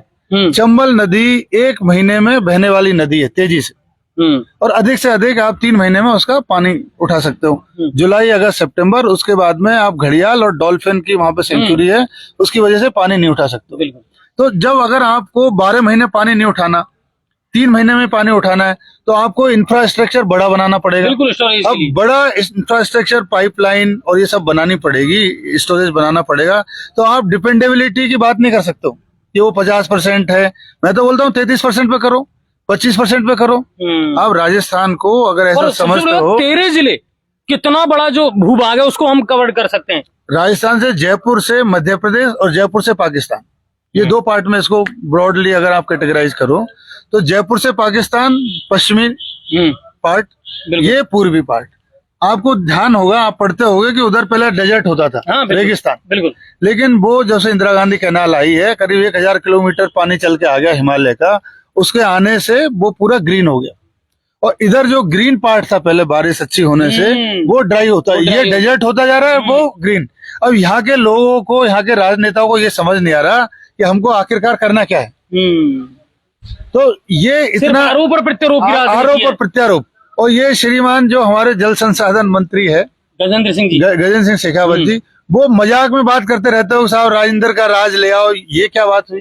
इतनी जिम्मेदारी पोस्ट पर, इतनी जिम्मेदारी पोस्ट पर बैठकर कोई आदमी को इस प्रकार की बातें नहीं करनी चाहिए। और आपको अगर वास्तव में वो जायज है तो आप करिए, और जायज नहीं है तो मत करिए। अब आपका क्या है, dependability is inversely proportional to availability of water. मतलब आपका डिपेंडेबिलिटी जैसे जैसे बढ़ाओगे, पानी की उपलब्धता ऐसे ऐसे कम होगी। उल्टा है, डिपेंडेबिलिटी 100%, पानी पता लगा के 900 ही रह जाएगा।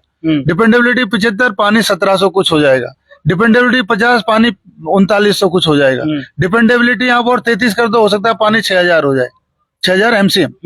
तो डिपेंडेबिलिटी बढ़ेगी तो पानी की उपलब्धता कम होगी। एक तरफ तो ये जो राजनेता लोग बोलते हैं कि हम यहाँ पर इरिगेशन का एरिया बढ़ाएंगे, आप डिपेंडेबिलिटी को 75 कर दो, आपको ड्रिंकिंग वाटर की स्कीम हो जाएगी। केवल कैनाल वैनाल जीरो, कोई कैनाल, जितना आपको आवश्यकता है पीने की, 75% डिपेंडेबिलिटी पे इसकी आवक उतनी रह जाती है। तो या तो ये लोग जानबूझ के नहीं समझ रहे, जैसे कोई आदमी सो रहा होता है तो उसको आप जगा नहीं सकते हो, तो या उसमें दो ही तरीका है कि या तो उसके साथ में कुछ ऐसा किया जाए जिससे वो अपने आप ही खाट से खड़ा हो, तो ये तो वोटर लोग ही इनका इलाज करेंगे। ये पूरा ये लोग खिलवाड़ कर रहे हैं ईस्टर्न राजस्थान के साथ में। और मैं आपको ये कहूंगा कि जितने हमारे राजनेता है, जो एमपी है खासकर, वो तो समझ ही नहीं पा रहे वो एमपी या तो समझना नहीं चाहते हैं। और मैं तो आपके चैनल के माध्यम से बोलता हूँ, मेरे को बुला लो भाई, मैं समझा देता हूँ। मैंने पूरा उसको डिटेल में स्टडी किया हुआ है, आप मेरे से समझ लो। तो लेकिन ये कर नहीं रहे, तो डिपेंडेबिलिटी का कोई इशू नहीं है। और दूसरी इंपॉर्टेंट बात, जब आप धारा 370 हटा सकते हो तो डिपेंडेबिलिटी का इशू क्या है? चेंज कर दो। राजस्थान की स्थिति को मैंने 4 कंडीशन बताई। 4 कंडीशन, जैसे पानी की उपलब्धता बहुत कम है, क्रिटिकल ब्लॉक है, चंबल की कैरेक्टरिस्टिक 1 महीने में बहता है, और सोइंग एरिया हमारा बहुत ज्यादा है, बट इरिगेटेड एरिया नहर से बहुत कम है।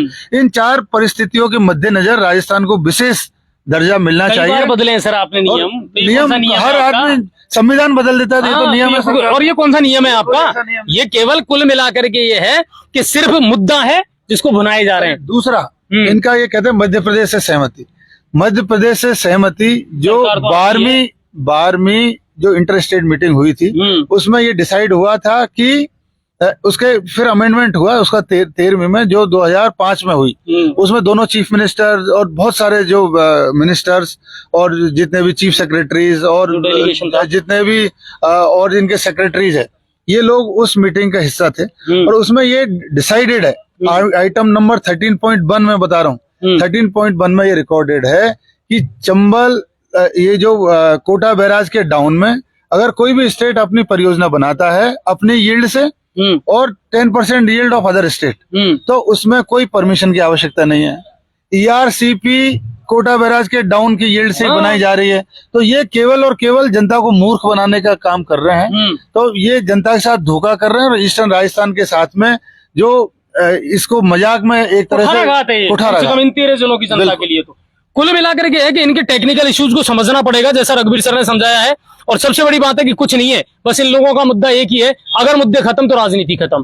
पाचना मुद्दा बना दिया, मुद्दा ही बन करके रह गया। किसान मुद्दा था, मुद्दा है, मुद्दा ही बन करके रह गया। एमएसपी मुद्दा था, मुद्दा है, मुद्दा ही बन करके रह गया। मुद्दे खत्म तो राजनीति खत्म। लड़ाई लड़ेंगे तो किस पे लड़ेंगे साहब? राजनीति के लिए मुद्दों का जिंदा रहना बहुत जरूरी है, चाहे वो ईआरसीपी हो, चाहे वो पाचना हो, चाहे जेजेएम हो। ये सारी तमाम जो योजनाएं हैं वो सिर्फ मुद्दे हैं और लोगों से मतलब नहीं है, चाहे केंद्र सरकार हो या राज्य सरकार हो। अच्छा, किस पार्टी की दौड़ में चल रहे हैं, किस आइडियोलॉजी पे बिलीव करते हैं, किस पार्टी की दौड़ टिकट को लेकर के रघुवीर सर प्रयास कर रहे हैं? मैंने पहले फील्ड में काफी मैं घूमा, और मेरा कोई पार्टी, मैंने कहा मैं ओपन हूँ, किसी पार्टी विशेष की कोई बात नहीं थी।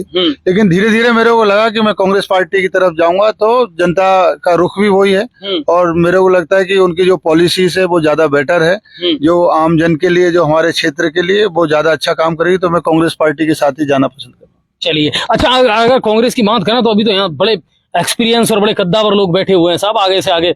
और आसान लगता है आपको? क्योंकि आप खुद भी, हम भी जब यहाँ चर्चा कर रहे हैं तो लगता है कि यार कांग्रेस के विधायकों से लोग नाराज हैं, योजनाओं से नाराज नहीं है। तो कहीं आप भी वही सोच रहे हैं कि हाँ, परिवर्तन लोग चेहरे में चाहते हैं, योजनाएं ठीक है? देखो, कांग्रेस पार्टी गंगापुर सिटी में पिछले 3 बार से चुनाव हार रही है। 2008 में चुनाव हारी, 13 में हारी, 18 में हारी, और हराने वाले लोगों ने सपोर्ट कर दिया, ये ठीक है।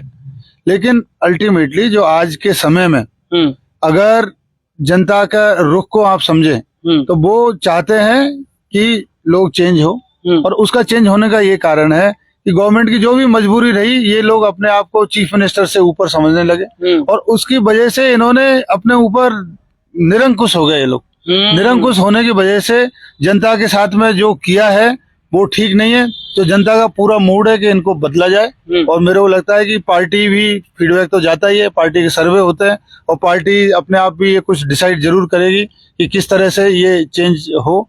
अगर पार्टी खुद का हित समझती है तो वो एक अच्छा निर्णय करेगी, इसी उम्मीद में सब लोग सोच रहे हैं। अच्छा, गांव में अच्छा रिस्पॉन्स मिल रहा है? बहुत बढ़िया।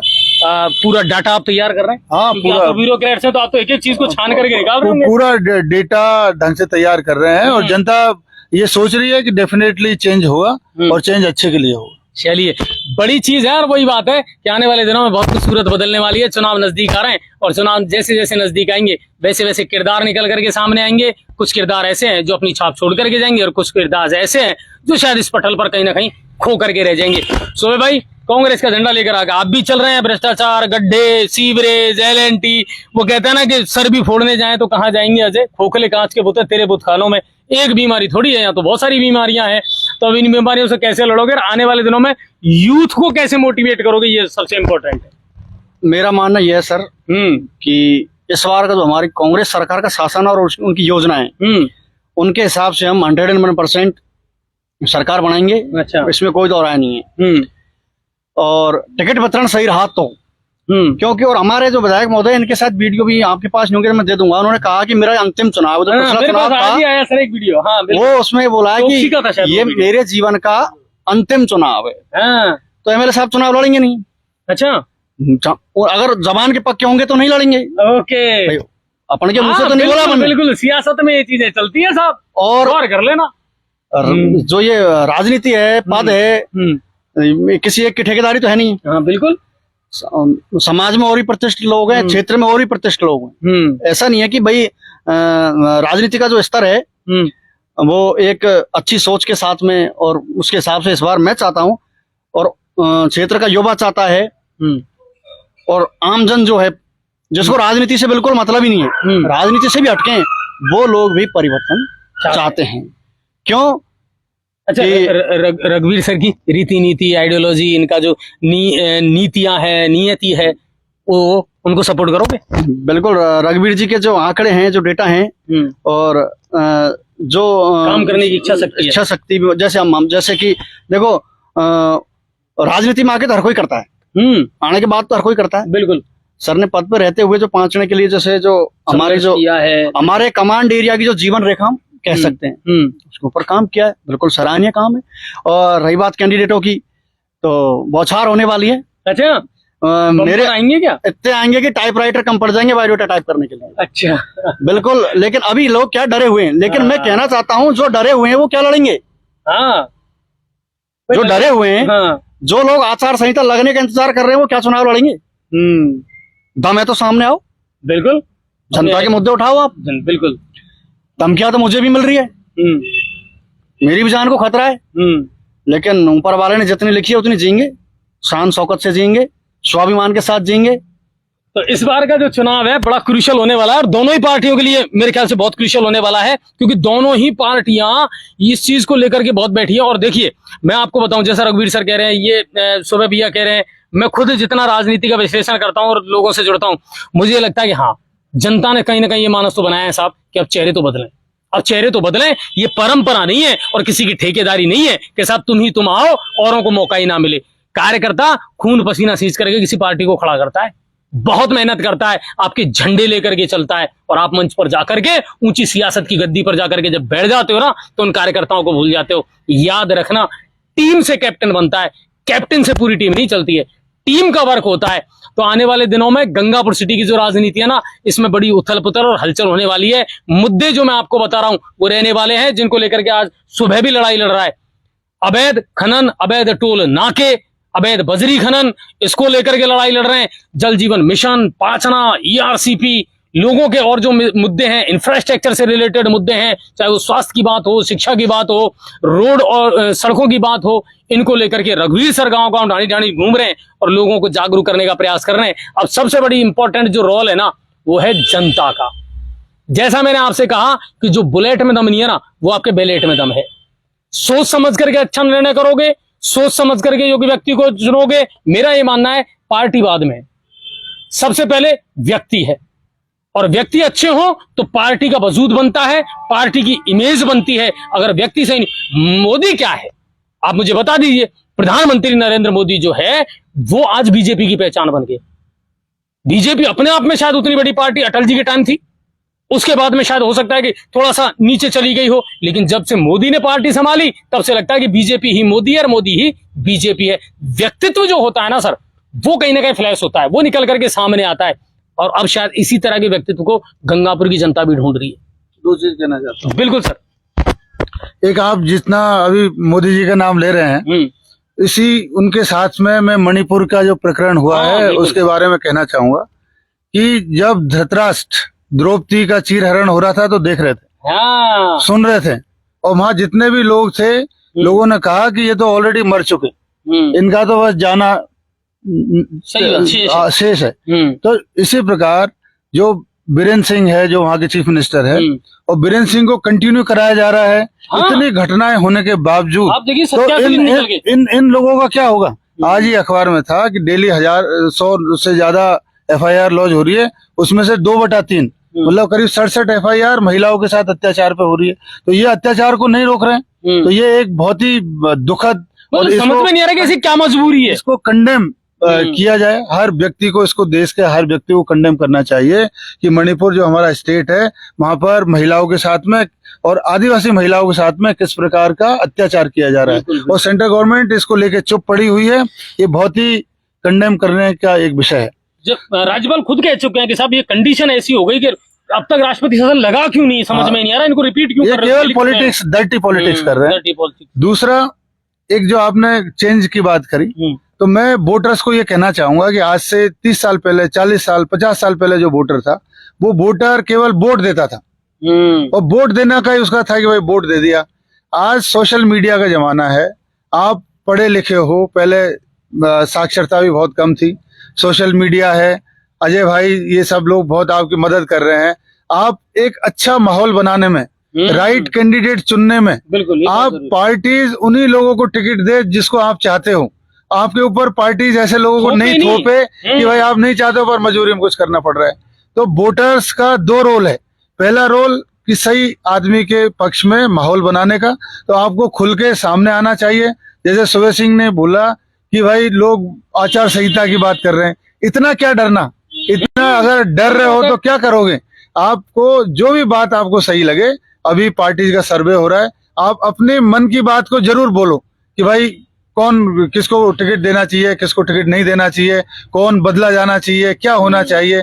तो ये एक बात है। और जब वोट दें तो सभी लोग जरूर से जरूर वोट दें और वोट दिलाएं। हाँ, तो और एक वोट हमेशा सबसे दें। पहले माहौल बनाएं, किसको पार्टी टिकट दें, उसमें पार्टीज की मदद करें वोटर। और आज की डेट में सोशल मीडिया के साथ, सोशल मीडिया की वजह से ये किया जा सकता है, ये संभव है। तो मैं वोटर से ये अपील करूंगा कि वो एक अच्छा माहौल बनाए सही कैंडिडेट के पक्ष में, और दूसरा जब भी वोटिंग हो तो जरूर वोट दे और वोट दिलाए। बहुत बड़ी बात इन्होंने कही है और ये लोकतंत्र के लिए बहुत जरूरी है। सुबह भाई क्या कहना चाहोगे जाते जाते? मैं बहुत कम समय में एक छोटी चीज कहना चाहूंगा सर, कि अच्छी बात है, और मतलब अपन कह सकते हैं भाई हर हर पार्टी का मौका आता है, व्यक्ति का मौका आता है, बिल्कुल। और सबको मौका मिलना भी चाहिए। परिवर्तन प्रकृति का नियम है, बिल्कुल ये हम मानते हैं। लेकिन जैसे कि पहले बीजेपी ने चुनाव लड़ा राम और गाय के ऊपर, राम मंदिर का निर्माण ऑब्वियसली हो चुका है, गायों की जो दुर्गति है हिंदुस्तान में वो आपको पता है। बिल्कुल। और हमारे देश में कुछ चीजें ऐसी हुई जो कि सिर्फ और सिर्फ केंद्र सरकार की गलतियों से, मोदी जी की गलतियों के कारण हुई। पहली चीज पुलवामा हमला, जिसका आज तक खुलासा नहीं हुआ। उन शहीदों को जो श्रद्धांजलि है वो सच्ची श्रद्धांजलि अभी तक नहीं मिली। दूसरा कोरोना, कोरोना भी कहीं ना कहीं सरकार की लापरवाही से ही एंटर हुआ है। फ्लाइटें अगर टाइम पर बंद हो जाती, सब कुछ सही रहते होता, तो देश महामारी से नहीं जूझता।